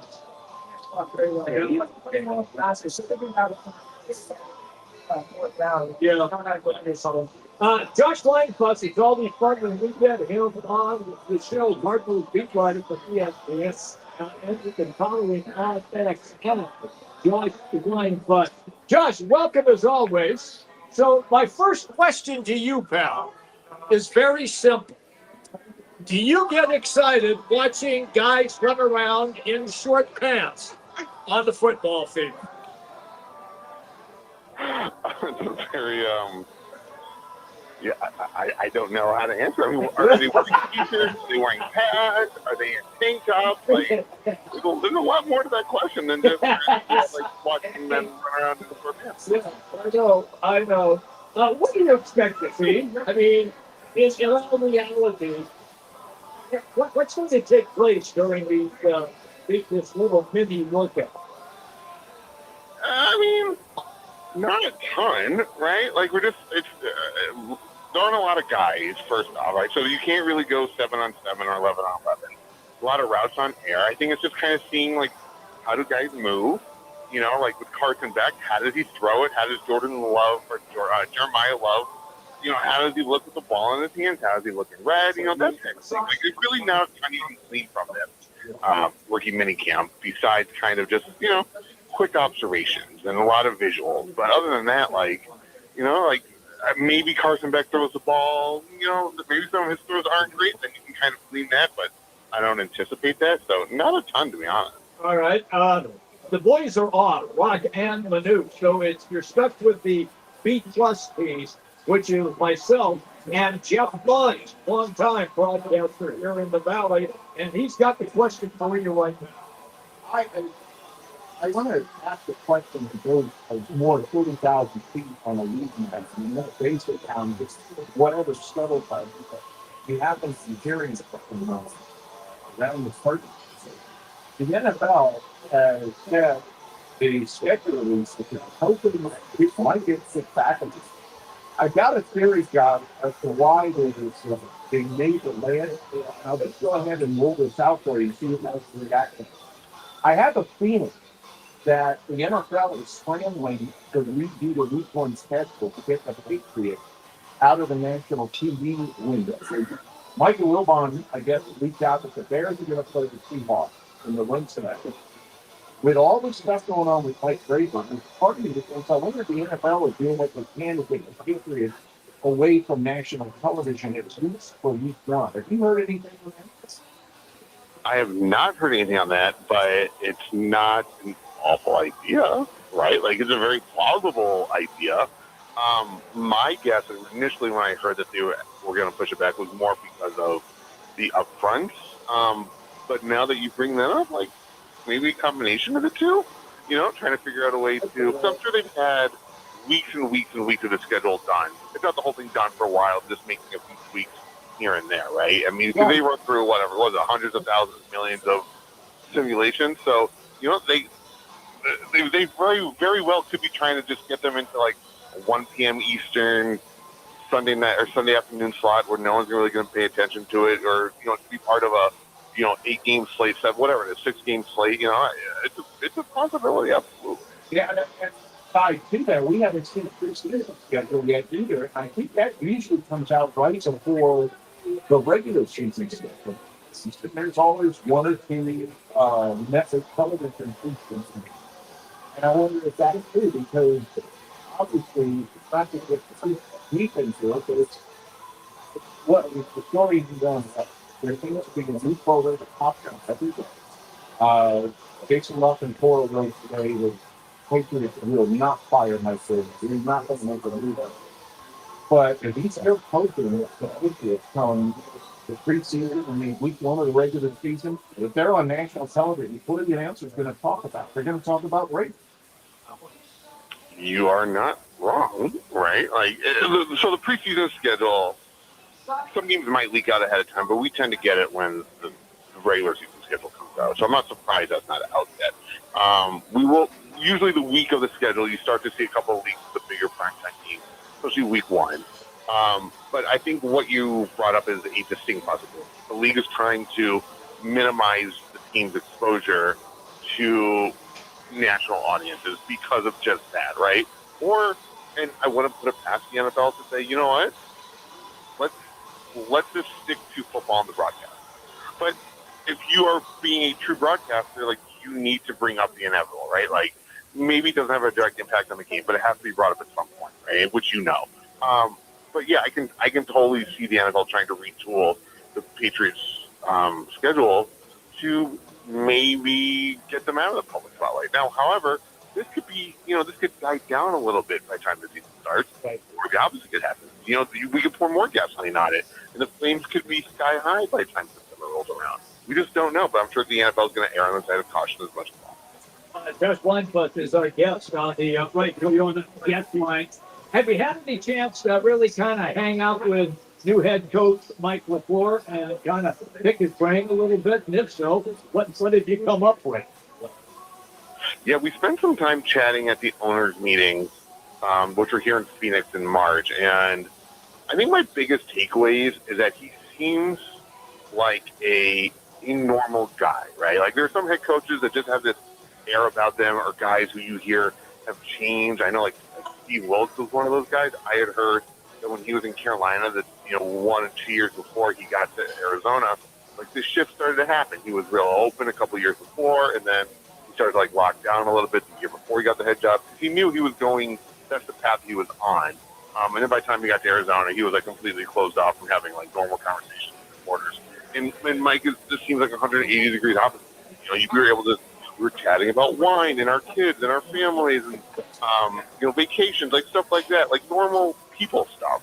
And obviously there's some football chat involved as well, but you want to get to know the people you're writing about on a human level as well as the football level. And that was kind of I appreciated that about him. I appreciated that he could have those conversations, and they weren't just like filler, right? It wasn't just like passing the time. It was like legit, like, all right, let's talk about our favorite vineyards around the country, or which red wines we like to drink. He's a big red wine guy, so it was enjoyable. I enjoyed my time just kind of shooting the breeze with him, and my biggest takeaway is that he's as normal as of a head coach as I've talked to, as I've been around, kind of similar to how Jonathan Gannon was when he first got here. Josh, dealing with it on the first, do we expect to see more veterans? Otherwise, is it?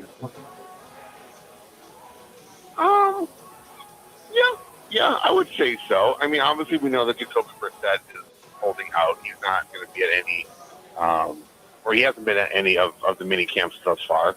There's only been one, but he hasn't been at the off-season workout. But you tend to see more vets show up for the voluntary part of the process, the voluntary part of the program, when there is a new, first-year head coach, a new head coach, because they need to learn everything about them. They want to learn everything about them. They want to learn the process. They need to learn the playbook. They want to talk to the new coaches, right? There's a lot of new assistant coaches, so guys want to know their position coaches and get to know some new teammates, but it's more about learning how the head coach operates, how he talks, how he teaches, right? And guys tend to not want to skip those, but they're voluntary. Guys don't have to go, as we're seeing with Jacoby at the moment. But I think generally speaking, you tend to see more vets show up. Let me follow up with the Jacoby Brissett. Did that surprise you that he asked for more money for being a starting quarterback in the NFL and said he would hold out? I was not surprised. He has $1.5 million guaranteed for this upcoming season, and a source told me he's been told he's going to be the starter in 2026 as of now.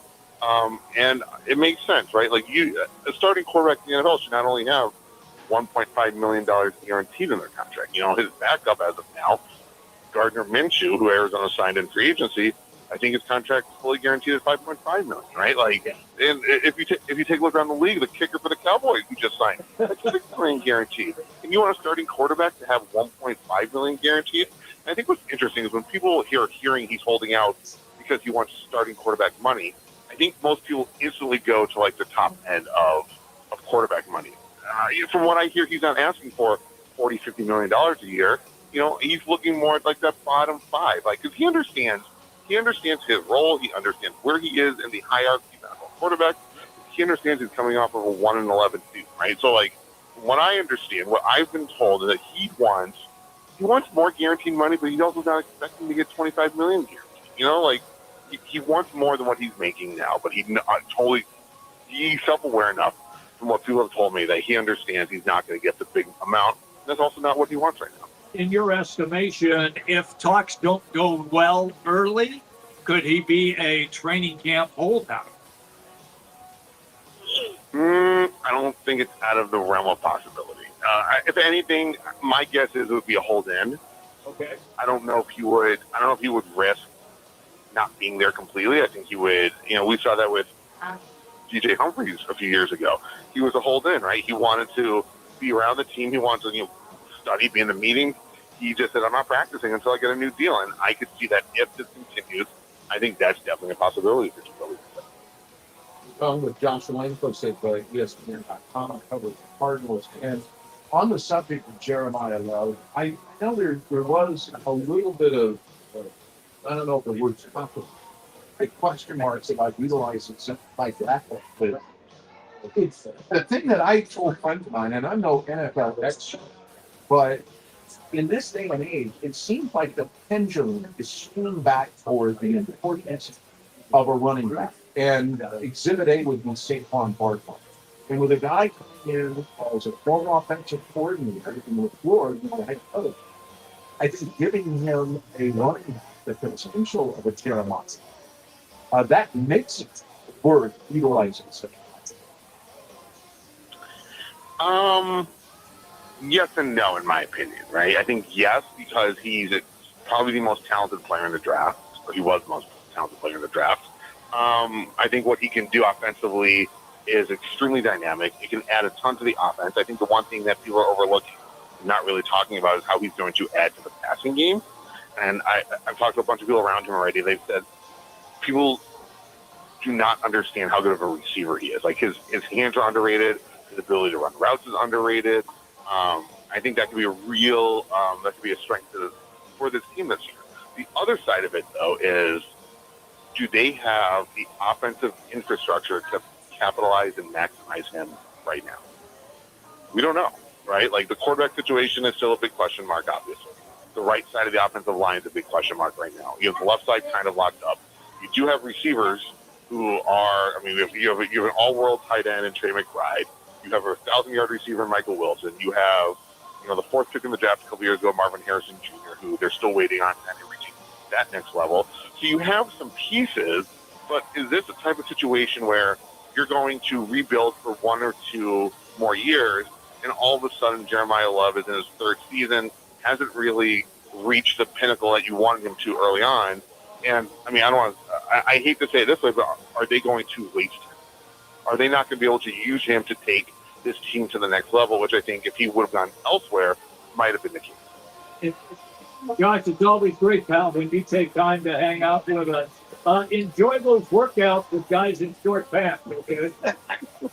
I appreciate it. I will. I sure will. You're the best, man. Thank you. There you go. That's you got it, man. That's Josh Weinbush, everybody. On ESPN.com. He does indeed cover the Cardinals. Now, when we come back, the Twin Peaks girl is going to be our guest. Yeah, it is time to pick again the Twin Peaks girls.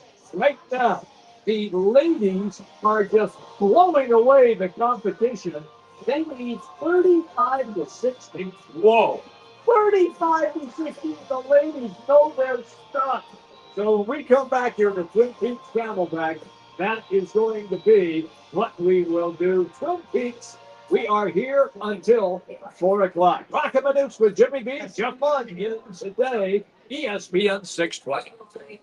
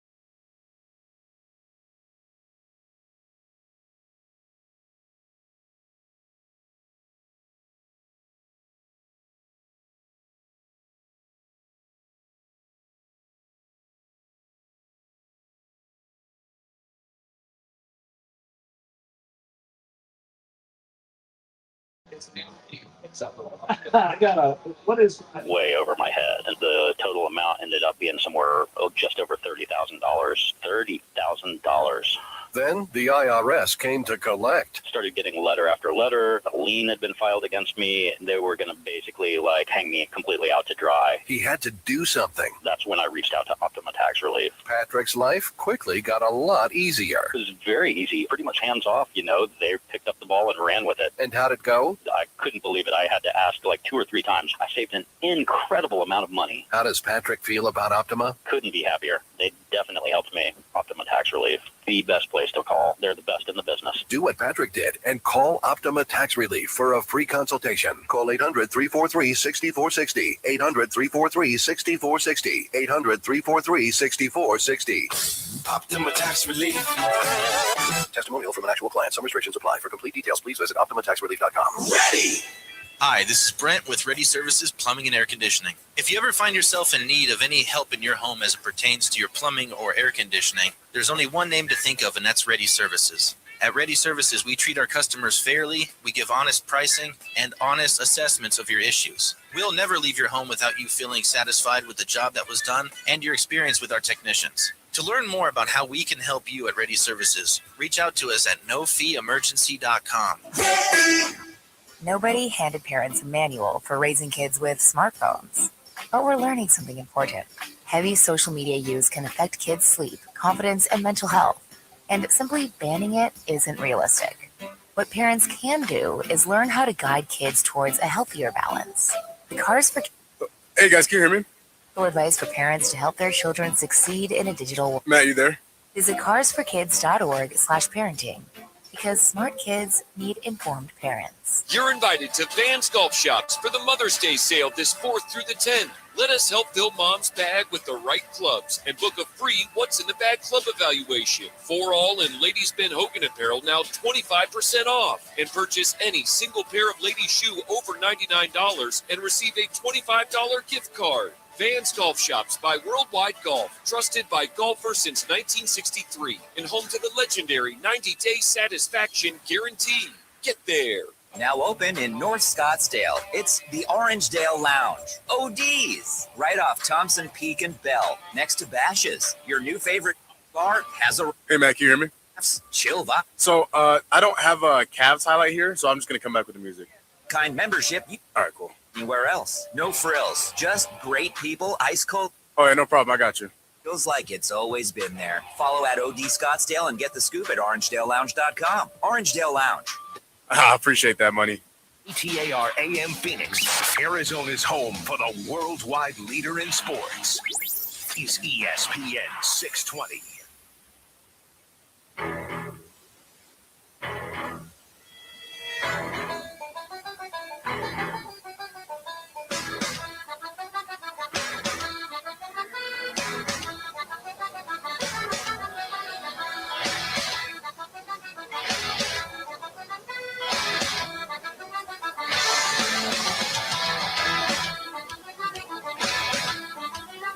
All right, everybody, welcome back in. We're rolling today. Camelback, Twin Peaks is where we are located. And right now, Arenado ended up striking out, so they will move now to the top of the 9th inning on getaway day between the Pirates and the Z-back. Pirates in front, 4-2.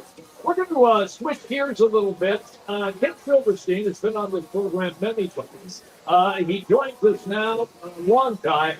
Sports broadcaster, Houston, Tampa Bay, Cleveland. He knows his stuff. We're going to get into some of the NBA playoffs and also talk a little bit about the passing of Ted Turner at TBS and TNT and CNN.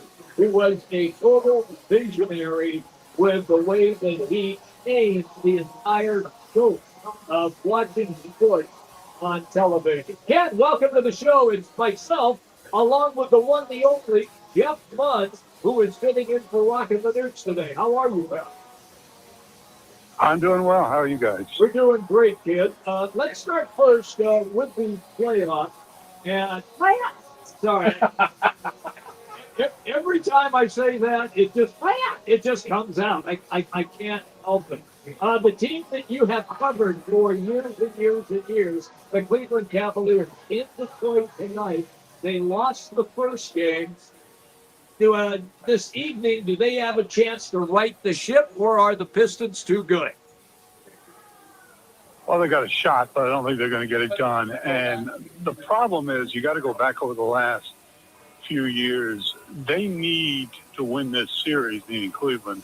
They need to get to the finals, or heads are going to roll. And I don't think it's going to be Kenny Atkinson, the head coach, particularly. But obviously they made the James Harden deal, but the others, Mobley, Allen, and Mitchell, in no particular order, if they don't get it done in this series, I think you're going to see one of those three traded, because you can't roll out year after year after year basically the same squad outside of Harden and fail miserably every year in the postseason. So it's going to be up to Kobe Altman, Dan Gilbert, the owner.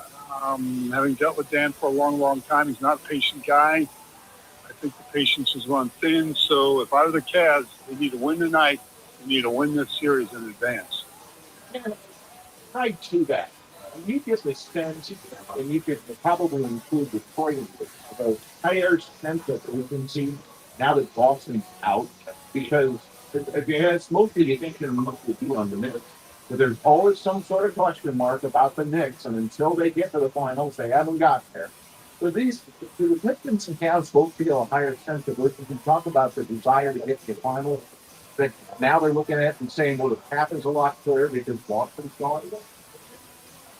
Yeah, I think that's a really astute point. I think, obviously, even prior to the season, they looked at the schedule. They looked at the potential standings. They knew Tatum was out in Boston. You know, Tatum's a top 10 player. It's debatable, I guess, but I'll call him a top 10 player. Obviously, he came back and played pretty well, then got hurt again. And that obviously cost the Celtics in the series. So, yeah, it's winnable for pretty much everybody in the East. The problem is big bad boys in the West are a lot better. So whoever gets through the West, and whether it's OKC or somebody else, and I think it's got to be OKC again because of the deepest squad, this is a winnable year at least to get to the final. Now, whether or not you can win it all is very debatable, but you're on to something, Jeff. This thing is clearer because of Tatum, because the Celtics are out. The Knicks are the Knicks until they prove it. And, you look at Detroit's roster, and yeah, Kate Cunningham's a nice player. And, you look at the rest of the roster and you go, okay, JB's done a nice job defensively as always does. But this thing is very winnable, at least to get to the championship round of two. And then, you roll the dice. Ken Silverstein is our guest on the Right Toyota. Okay, so you referenced OKC. They're going to play the Lakers in Game 2. And with the Lakers, how can a 42, almost 43-year-old guy still dominate? Kenny, you covered LeBron James in Cleveland. You know him as, at least as a reporter, a lot better than most people. Can you explain to the audience how he can still play at the level that he is still playing? He's a freak, and I mean that in the most complimentary way. I go back. Yeah. Guys, I'm so old. I go back with LeBron when he was a junior in high school. I'm serious. You are old. I remember. Yeah, thank you. Thank you for saying that. Makes me feel very comfortable in my skin, quite frankly. Okay, try the veal. Look, the long and the short is, he goes back to 2003, guys. That's an eternity, okay? I remember covering, God, it's so long ago. I remember seeing him against Canton McKinley. This is Canton, Ohio, the city where the Pro Football Hall of Fame is located. And Canton McKinley is a major high school power in the state of Ohio, both in football and basketball. And I remember covering him for the first time, a snowstorm winter. What else is new? It's Northeast Ohio. In his junior year, and thinking to myself, this is a man-child, okay? He's terrorizing these kids on Canton McKinley. Well, we fast forward to this conversation. He's still doing his thing. Is he better than Michael? Is Michael better than him? We could debate that forever. Is he better than Kobe? Yada, yada, yada.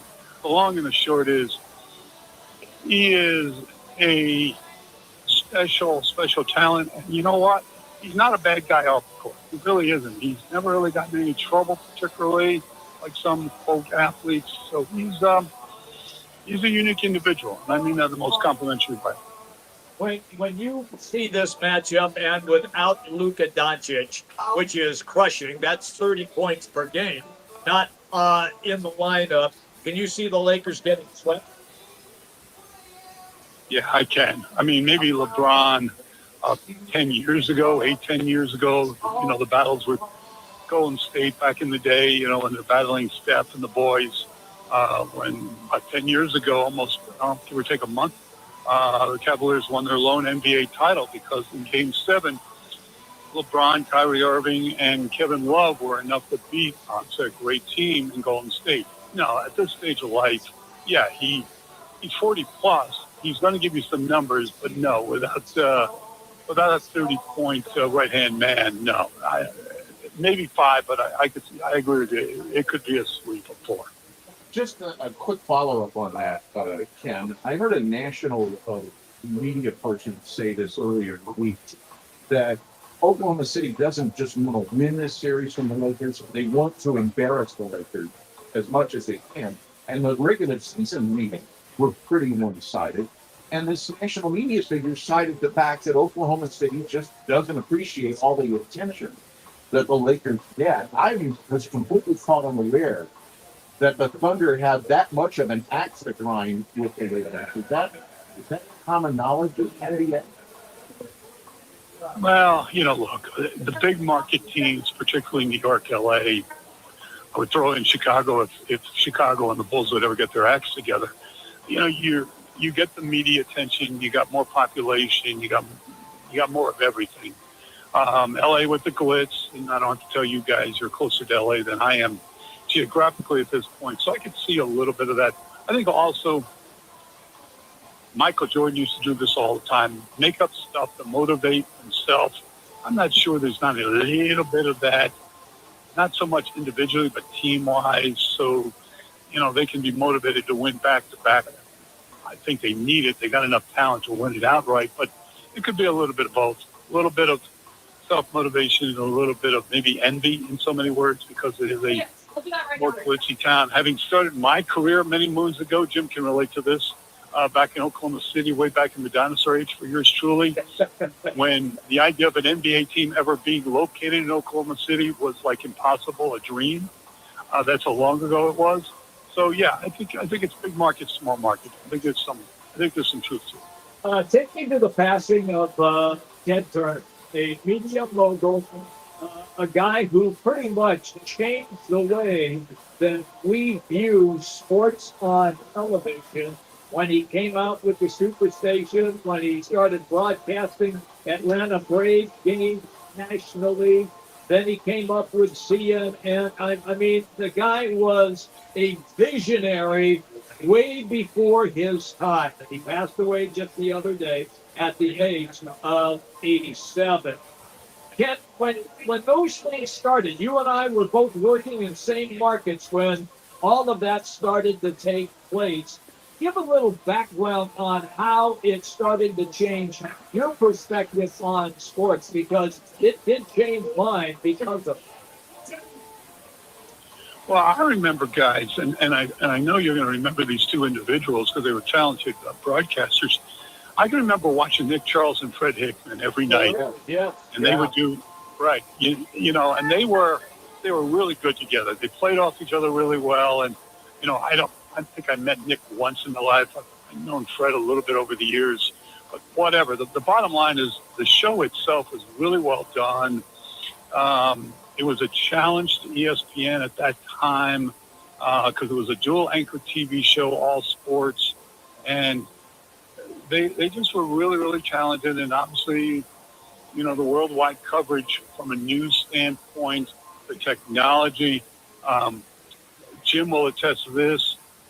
Back in the day, doing a live shot in television was like a big deal. I mean, it was like, whoa, now, I mean, come on. I mean, you do a live shot, it's nothing. So from a technological standpoint, the gamble that he took to roll it out, there was nothing like it. The investment monetarily. If it flopped, well, it wouldn't look good on the resume. So he was one of a kind, and no doubt rest in peace for someone that will go unmatched not only in broadcasting but in other facets of life. Oh, I believe you on that. I think people forget that he was the world class sailor and yachtsman. Before we let you go, quickly to the Raging Rock. There's so much talk. I know you're already. I'm sorry. The John Watson really haven't got to be the start of TV. That's what they're saying. I cringe. Look. I used to joke. I started covering them in '99 when they came back. Okay, I've lost a lot of my life watching these guys fail. So many losses year in year out.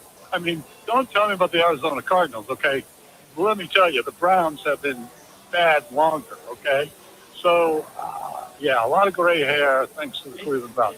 Getting back to Watson, look, they're paying him a ton. Shedeur Sanders, fifth round pick. Played a little bit last year. Had a few moments that looked pretty good. Other moments, not so much. I think they'll battle in camp. And if I was a betting man, which I'm not, if you're asking the question, my guess is Sanders will start. No, I take that back. I think Watson will start the year. Take that back. Watson will start the year, but because the season's long and because they got an offensive line that's, redone for the umpteenth time, my guess is that both quarterbacks will see action during the season, but Watson will be the starter week. Always good, pal, but we catch up with you. Thank you for your time. You have a great day. Always a pleasure, guys. Have a good one. There you go. That's Ken Silverstein, everybody. Long time. And I do mean one. Yeah, working. I think it's say one thing about Chris. Yeah. A lot of people were critical of him in baseball when they decided to put the Braves on everything. It's going to water down the, kill attendance, kill TV ratings. I didn't see any game literally. The guy was 2 steps ahead of everybody else. Really excited. Because, and Dale Murphy said this the other day, everywhere they went on the field, they won the and what he didn't, John, so you put baseball in the city, they didn't make them baseball, which is wonderful. But it's like if you're the back of that, you got to see the Dodgers, the man who can do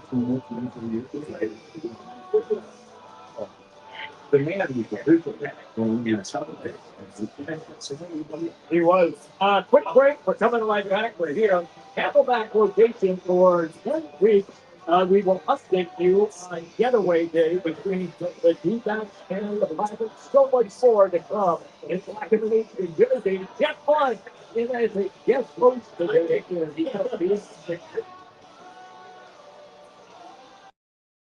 Tempt you. Start your Rhodesia experience with our hot, unlimited appetizers. Indulge on our award-winning gourmet salad bar with over 35 items. Then, 16 delicious, sizzling rotisserie grilled meats and grilled items like our tender top sirloin and Rhodesia's signature glazed pineapple, as much as you'd like. Rhodesia Grill, the Brazilian steakhouse. Located in Mesa, North Scottsdale. Moving doesn't have to be a headache. Call the pros who make it easy. Pick It Up Pro is Phoenix's go-to for fast, affordable moving help. Apartments, furniture delivery, storage moves, even that Facebook Marketplace find you definitely didn't measure for. They've got it covered. With cargo vans, pickups, and box trucks ready to roll, they handle the heavy lifting so you don't have to. Call 623-887-9400 or book online at pickituppro.com. Pick It Up Pro. Quick, easy, done right. Hey, Arizona State football fans. London is calling. The Sun Devils are headed across the pond to face Kansas in the inaugural Union Jack Classic, September 19th at Wembley Stadium. It's the first college football game ever played there, and you should be part of it. For tickets, hospitality, and travel packages, visit UnionJackClassic.com or contact the Sun Devil ticket office. Join Coach Dillingham, Sparky, and the Sun Devils in London. Forks up. Let me remind you, Thursdays are where the weekend starts at Twin Peaks Restaurant. Grab an ice-cold Bud Light or refreshing Michelob Ultra and catch wall-to-wall sports on massive TVs everywhere you look. Big games, cold beer, made from scratch food. Start your weekend early with Bud Light and Michelob Ultra. Thursdays at Twin Peaks. Eats, drinks, and scenic views. Meth and cocaine are dangerous drugs. They don't have to be mixed with fentanyl to be deadly. In Arizona, deaths involving stimulants like meth and cocaine are rising. Both are highly addictive, and there is no medication that can reverse an overdose. Instead of thinking, it can't happen to me or my loved ones, get informed. Recognize the warning signs, understand the risks, and know that help is available. Learn more at thenewmeth.com. Sponsored by the Substance Awareness Coalition Leaders of Arizona. Before you fly, take a trip to your local MVD office or authorized third-party provider with your required documents and get the new AZ Travel ID with the Gold Star for your new driver's license or ID. Starting May 2025, this new AZ Travel ID gets you through TSA security checkpoints. It's quick and easy. Think of it as your license to fly. Learn how to get your new ID at aztravelid.com. Sponsored by ADOT in partnership with the Arizona Broadcasters Association and this station.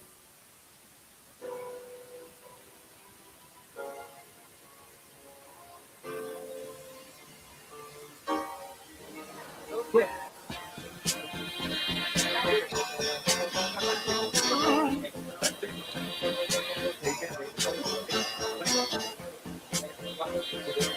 All right, everybody, you can't get rid of us that easy.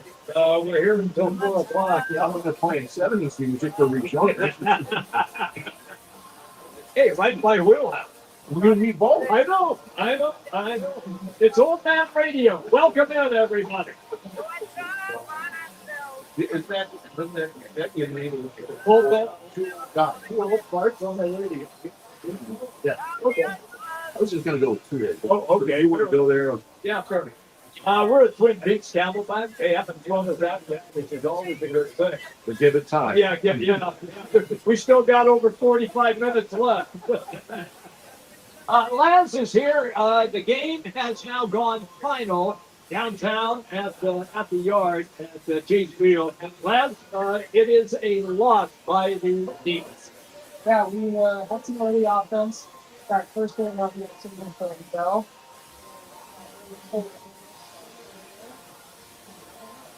That was it. Yeah.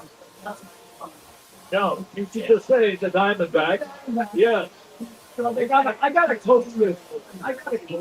Yeah. Ever say we want to talk about Oh, you're just a fan. the D-backs. Yeah. Really got to be shot off. You have the game on TJ. But against some early on, I think that could just go afterward. Nick Kelly was 6 innings, and we could go in with the players. There's some back down with 100 and so we're not paying attention with the ball, pitching down, right? That's it. Deal with them, so I can keep you guys prepared and get them out there. Keep them at the so you can't put the ball with this. That's a tough show now. This is the same thing they've said, and it's ironic. The Mets are coming in next. They said the same thing about the He's not pulling up the bat. He's not on the mound. Why? It's in his fault. And I guess you can't fire the players. So no, fire the manager. Right, and you can't fire the GM, which a lot of people in New York would like to do with the Mets. But does he put that roster together? He did. I will tell you this, and we talked a lot about early in the show about the D-back, the regular season would go like. But it's radio, so it's okay. There's that. Yeah. If they do have a strong case that can get to the post, I'm going to tell you this, man. Over and I was moved into a major cup. I love that play over the weekend for a couple of weekends. One, cost them next week. No, I agree. And secondly, I think his greatest contribution that's even the club today is the guy who, by example, that you'll notice we're about 8 of the season. We have really and is that a coincidence? I thought that It might be that when you got a clubhouse week, yeah, you got Arenado, he's everybody in line. Again, this is not going to be we probably going to enough for us. We got plenty of time. Well, this is not the most accurate comparison, but 25 years ago, when the Sox signed the race for the World season, and I did work this on the state, we were getting here about that sign. Because he was on the downside of his career. His offensive running, but I see a lot of them maybe he was in the league. So you guys, they are more guys. Whenever they talk to they do. Over the age of when you walk to the car out there, 2011 was so tight, it was so contaminated. They made his eye come and use him from the heart. It's kind of the reverse. Don't sign him just simply to pay. I hope he gets 300 and gets 35 a month. But you bring a guy like that to set the tone. Well, he'll have a move. So we referenced the Mets. That is the next one of the Diamondbacks. A team that has just been real. Didn't they lose like 622 games in a row? At least a couple. Yeah. Yeah. And this is a team. This is a thing. David Stearns and Wilson were hopeful to continue in Milwaukee. The guy who's tried to put his lives together in New York. Right. The big funny, a lot of Mets fans. And we worked with one. Over the winter, so Alex traded 2 in a third walk.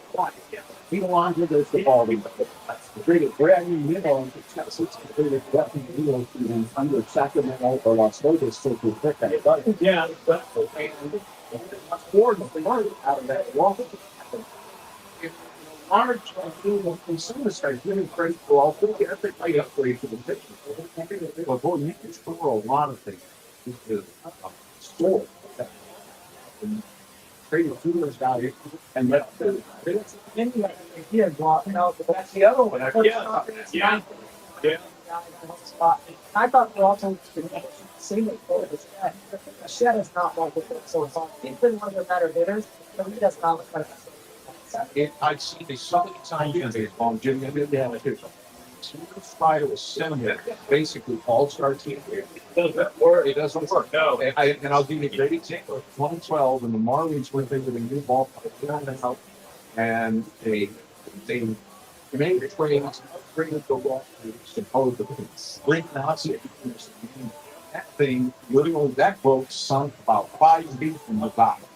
And by August, they had conducted a fire sale at the deadline and got everybody out of there. And they came in there just so I sold over there. I was inquiring with that, and he had a great quote. The only thing you get from the simple is a good way to win. He said, I could have sold that thing on eBay every day for $1,000. And that's probably what Carlos Mendoza is saying to himself. Well, gee, I get to write all these cool names in on my card, but they're not doing anything. All right, let me ask both three guys this before we get to how the balls are coming up in a little bit. With the Mets coming in, and now the Pirates win against the Diamondbacks, is this a get well series? And if it's not, what if the Mets accept? Then the thing that would worry me from the D-backs perspective is things can't get much worse. The Mets, I guess, say, hey, we live in Colorado, I know it's going fine. But you just think to yourself, they probably get bothered. And so they got nowhere to go but up. And you worry about they're going to figure it out. That's something. How do you think ended up playing that league. They lost 6 seconds. That's what happens when you get rid of the place in sorry. Oh, man. He got the I went 2 ERA. Now he's still waiting for me. Didn't they go out there and move? Yeah, he's going to get more trouble. I swear, once you put on that, that's yeah. You can't see him. he had wasn't money in the bank for New York at the Met. But at the same time, I look at myself with why are the Dodgers spending all this money for a guy who's not right? But at the same time, you're replacing without a lot of state for kids. You're going to go out and rack up a bunch. You might get a lot of 3-run leads as opposed to 1-run. I mean, like I said, you guys have about that, but the problem with them is they're showing significant. This series has the last. Well, the top 3 of the lineup, they're all offense, like 2-21. That is the one thing about them. You're touching that a little bit still about struggling to what comes down and thing. They don't hit. They don't. Yeah, I mean, you think about last night, they didn't pitch all that bad either. They eliminated the Pirates to 1 run. You get the wins, so they didn't hit. Yeah, they Zach Emily 64 saves. Yeah, but you only scored 2. And that goes back to what I said. You don't hit because this team doesn't hit. It's a really uphill battle. All right, so the Mets are next up for the Diamondbacks. Quick timeout. When we come back, Howard Benson going to be our guest. We're going to dive into the National Football League with Howard. But first, let's get you right now to an ESPN 620 Sports Center.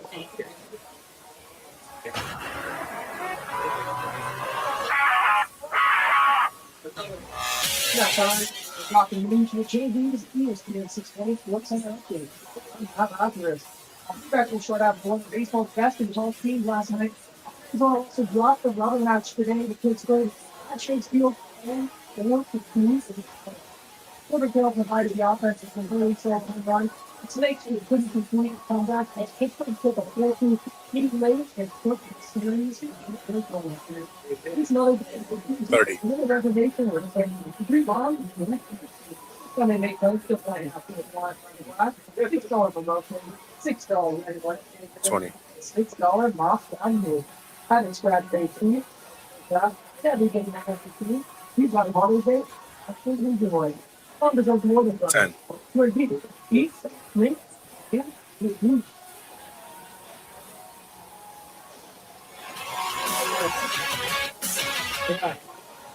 When it's game time in the Valley, you know what time it is. It's Twin Peaks time. Head to Twin Peaks with 5 Valley locations and massive screens everywhere you look. From basketball, baseball, to hockey, fights, and more, there's no better place to catch every play and all the action. Bud Light is a proud partner of sports fans everywhere. Twin Peaks, eats, drinks, scenic views.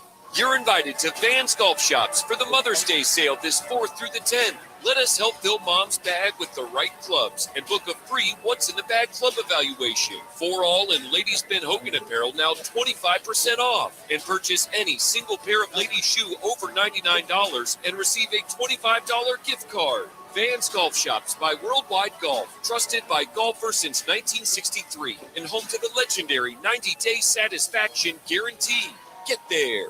You push hard, you train hard. Shouldn't your soda work just as hard? Meet Who Knew, the superfood nutrition soda packed with whole vitamins, electrolytes, and antioxidants. Only 5 grams of natural sugar. Over 2,000 5-star reviews. Voted the #1 soda for athletes. Whole food nutrition, great taste. That's Who Knew. Go to HUNUsoda.com and use code ESPN for 10% off your first order. Who Knew Soda. Soda that's actually good for you. In terms of okay, from the interviews that we've had. I was in a wreck. I need a check. I was in a wreck. I need a check. I'm attorney Kevin Rowe. Getting rear-ended once. If you're not enough, don't let the insurance company hit you again with a low-ball offer. Call an experienced attorney who knows how to fight and win. Call Lerner Road. Wow, yeah, I haven't even said that. Yeah, I haven't even seen that he said that. That's fantastic. Living and having fun in the hot summer sun can turn deadly when mixed with stimulants. Stimulant drugs raise body temperature, impair the brain. Okay. regulate heat. It makes it harder for the heart to cope with extreme heat. Studies show 1 in 5 heat-related deaths that involve meth, a stimulant that regulates the body. That's hilarious. Yeah, I'll go find that. Stay safe. Meth heat is a deadly mix. Visit. Cool, we'll do. By the Substance Awareness Board. Yes, sir, likewise. Peoria, when it's time to eat big, drink cold, and watch every play, make Big's American Bar and Grill in the P83 district. Big's is serving up huge portions of your favorites: burgers, wings, nachos, plus a full bar and TVs everywhere you look. And don't miss happy hour Monday through Thursday, 3 to 6:30 p.m. $2 off wing drinks and $2 off domestic drafts, plus daily specials all week long. Bring your friends, grab a seat on the patio, and settle in for the game. Big's American Bar and Grill, where Peoria comes to play, eat, and watch. He's been covering the National Football League for close to 50 years. A longtime NFL writer, broadcaster, and co-host of the Pro Football Hall of Fame show on SiriusXM. A Hall of Fame voter, Howard Balzer. Now on Roc and Manuch with Jimmy B on ESPN 620. Good night, everybody. We're hanging out here. Big Camelback here on location, and we are here until the top of the hour. Howard Balzer, our guest. You can find him on X. He's always right at 8-721. Again, that's 8-721. Howard, welcome. And I'm just going to drop this one out here right from the get-go. Okay, here we go. Carson Beck, the quarterback selected by the Arizona Cardinals, met the media today. I will read you a short segment, and then we will go off. Here, and I'm quoting Carson Beck. A lot of teams are going to regret passing on me. I've always believed on QB1 in this draft, and now I get the chance to prove it with the Cardinals. Super Bowl expectations start now. Some teams are going to wish they trusted the team. Howard? How is this what he's talking about? Well, I mean, you have to come in with a little bit of confidence. I do remember a few years ago when Clayton Tune was drafted in the 5th round. He said some things, similar to that. But of course, Clayton Tune didn't play on a team that was in the national championship game. He didn't play on a team that, that had a lot of success like Miami did this past season and Georgia did. And so, you have to have some, you have to have some confidence. And he knows he's coming to a situation where wide open, whether it's this year, next year. I mean, what he wants to do certainly is to come in and prove that all this talk about tanking and picking a quarterback high next year and all that stuff, he wants to come in and prove that that's not going to be necessary. And we'll see. I mean, no one can predict the future, although there are many people who believe they can because they know it all. But we'll see. We'll see what happens with this. But like I said, he comes to a very good situation. Real quick, before you ask your next one, I did tweet out something earlier this week that my intel tells me, with all this debate over Carson Beck, that the Cardinals really did not plan to pick a quarterback in this draft. That was not their plan coming in. And had some players that they had their eye on at the end of the 2nd round been available to start the 3rd round, they would have taken one of them instead of Carson Beck. But all those players were gone. I don't know who they were, but whatever guys they had big interest in were gone. And where they picked Beck was right where they had him all along on their board. So at some point, all these people who went great, what a great hire, Mike LaFleur, what a great hire, Mike LaFleur. Well, at some point, the people have to, if they believe that, they have to have confidence that this guy's going to be able to help Carson Beck in his development to be a good, very good NFL quarterback. Because I'll tell you something, those first 3 picks in this draft, they were essentially Mike LaFleur and the coach's picks. Because not that they made the final decision, but they showed how much they liked those guys and helped Monty Ossenfort make the final decision. That's what the feeling in the straight. It seems like we have to in the NFL the last few years. As you can swing back in the direction of one guy. You're making more vital part for an offense. It's Saquon Barkley. So tied to that, taking Jeremiah Love with the third overall pick, number one, I think most everybody agrees is probably the best overall player available. But especially with a guy that's the leading. So it seems to me that it's going back to offense. How the medics runs. Well, I think quite honestly, and I've always believed this, I never bought into the whole narrative that running backs were devalued. They were devalued in terms of contract dollars. And that there's no denying that. But they've never been devalued in terms of what they mean to a team and how important it is for a team to have a running game. And we saw it last year. I mean, now, James Conner is not Jeremiah Love. We don't believe, right? Trey Benson. But the year before, past season, he and Trey Benson ran well, and the Cardinals' offense was productive and efficient. And that was with, not a top-grade running back. But last year, with all the injuries and having to start Michael Carter and Amari DiMercato and Bam Knight, defenses knew the Cardinals could not hurt them with the run, and so they came after Jacoby Brissett. I posted a tweet yesterday that of any quarterback in the league last year with at least 10 or more starts, Jacoby Brissett had the second highest pressure rate against him from other defenses. And that's because defenses know the Cardinals couldn't pass or couldn't run, so they just came after him. So to your point, the value has always been there. Derrick Henry has been a top running back for a long, long time in this league. You mentioned Barkley, but the Lions picked Jahmyr Gibbs. No, it wasn't third overall, but it was still, I'm pretty sure it was top 10, or right in that area. And so when you have those difference-making running backs that can also catch the ball, that's a big part of it. Derrick Henry isn't part of that. But when you're also part of the passing game, then that just increases your value to the offense. And all these people say the Cardinals are going to be horrible, they should do this, they should do that. Jacoby Brissett is terrible. Well, I didn't see terrible play from Jacoby Brissett. I saw a guy that hung in as best he could in a very difficult situation. But put him out there, put Carson Beck, whoever you put out there, you're going to be a better team with the weapons they have now at receiver, at tight end, and with a top-flight running back. All right, then let me follow up on that. Jacoby Brissett holding out. Will this be something that will continue when we get ready for summer camp? Or do you think they will get resolved before this? I believe it'll be resolved. And one thing, and I know this is being a little technical here, but this isn't a holdout. Everybody refers to this as a holdout, right? Yes, it's not an off-season workout.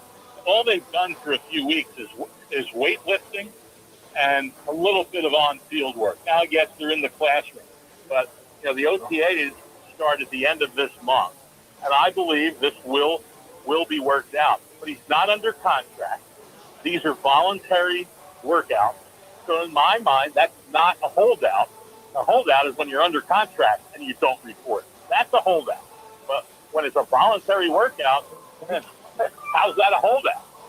Nobody has to be there. Now, I know most of the people aren't, but it's still not a holdout. But yeah, to your main point, I believe this will be resolved and worked out. And Monty Ossenfort said it after the draft. He said, doesn't have an agent. I got that out there a couple weeks ago, and Monty Ossenfort said after the draft that we continue to have conversations with him, and I believe we're in a good spot. So we'll see when it gets resolved, but I do believe it will. Our goals are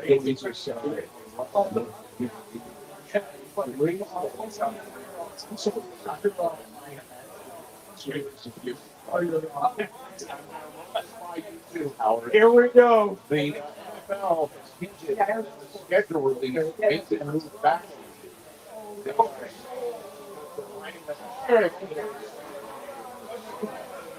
I have a theory. I want to kind of rest. I think the other possibility is to go back and redo week one to get the Patriots.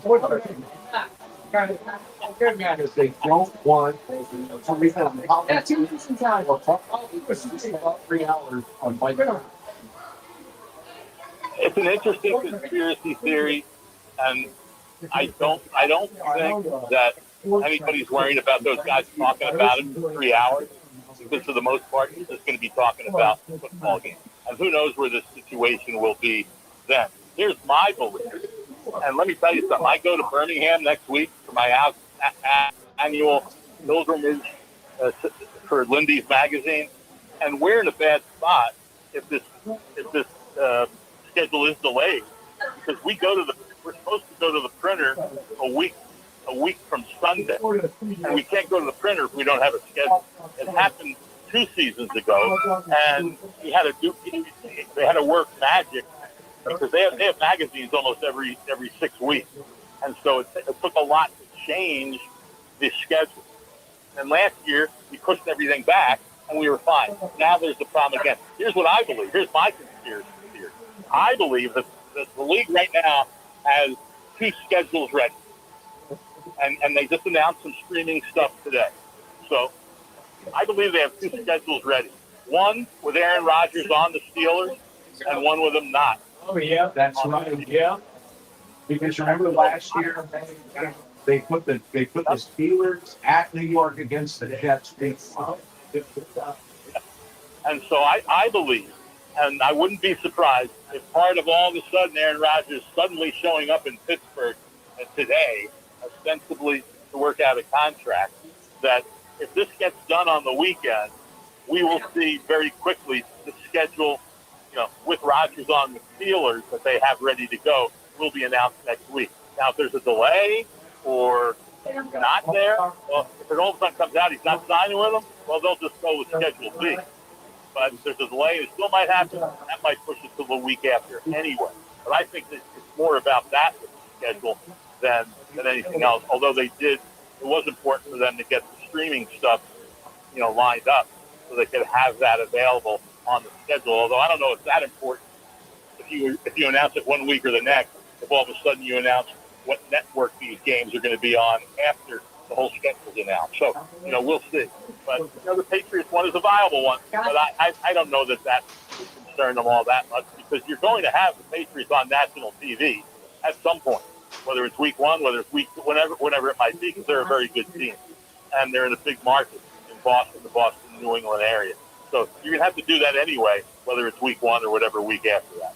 All right, we got about a minute left. Let me fire this out. This is the reference there, and all it's supposed to be in Pittsburgh tomorrow. Will he or won't he, in your estimation? I believe he will with the Steelers. I think all this stuff, this has been such ridiculousness the last few weeks, with the possibility of Aaron Rodgers coming to the Cardinals. Like, this would be the team that he would want to pick, right? Yeah, okay, yeah. And that it's going to cost about probably $20 million to sign him. And why would the Cardinals do that?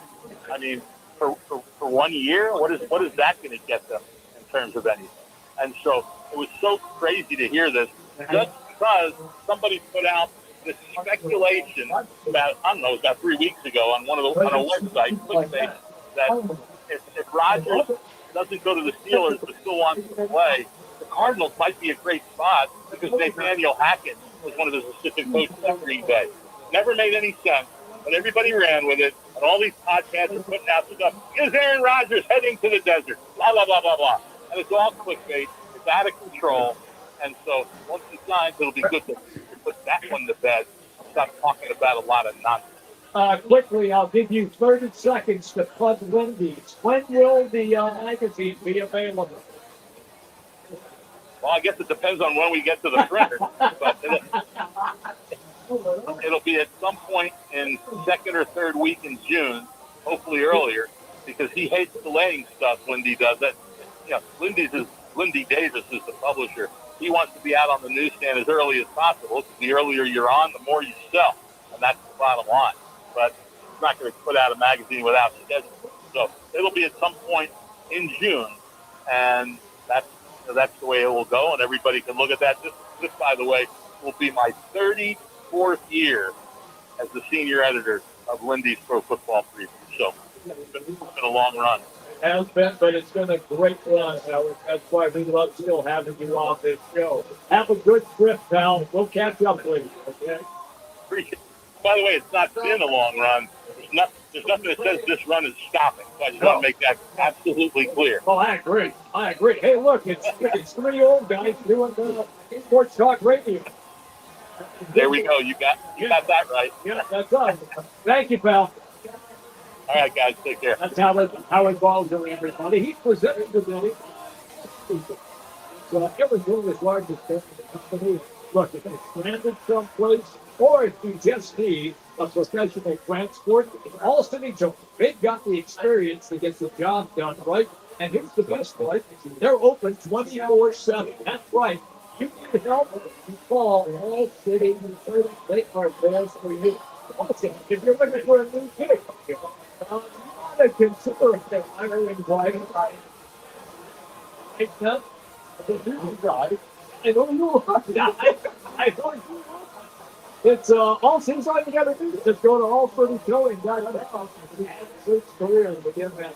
All30towing.com. It's all city towing. Okay, when we come back, winner of the one call that's off, and we'll get you up to speed. Black and White Facility. Come on, in for the boys today. He'll be in tomorrow. Well, here, the Camelback location of Flint Beach. He got beat out.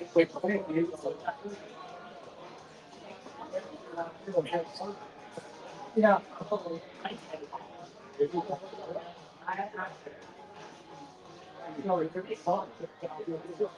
Oh my gosh, I never knew.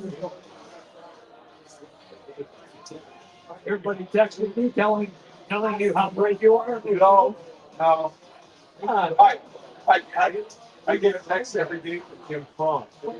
He texts me like 5 times a day about this stuff that's on the news. I'm like, dude, why did you retire? Where is he? He's at home. He's just, he's right past that lunch on the Friday. And he's enjoying the command, but Yeah, it's a I think there's Sure of that. yeah, well, I get too. Yeah. Oh, yeah, so if you put the music bed, then the one. I understand this. Last summer, I dropped about 30 pounds over the summer. And I knew it took me a while to figure out why. Because I wasn't being a particular dog. Getting free food all the time. They would wheel in lunch and Oh, I know. Now I've gained about 20 of it back from just road trips. But by the way, I did go with Dodge to the Maui Classic. Oh, yeah. I'm not crazy about Hawaii, but if I went back as a tourist, I'd go to Maui. I wouldn't want anything to do with it. Yeah, I know. Well, it's a tourist trap. I went to Kauai and I went to Kauai. Great. Maui is phenomenal. It's the best combination of it's got all the amenities you'll get. It's quiet. Yeah. I could not. Kauai is awesome. I couldn't stand it. Yeah, that's too damn packed in there. Well, they had us at a hotel right on that street. It goes on like the 2 feet. Like yeah. worse than stripping day. Yeah, it is. They got the one in the corner. That's why I like Kauai. It's the one all the way up out there. Yeah. I went to Up in the park. Wow.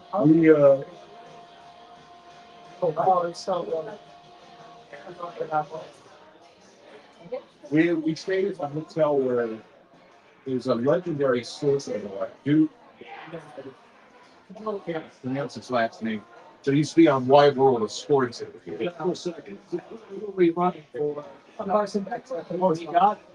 But I guess it wasn't him saying like, I guess some of that was. He said some of that, but not to that full extent. Okay. So we got trolled a little bit. But he has a bunch of good sound bites. And see if that up there.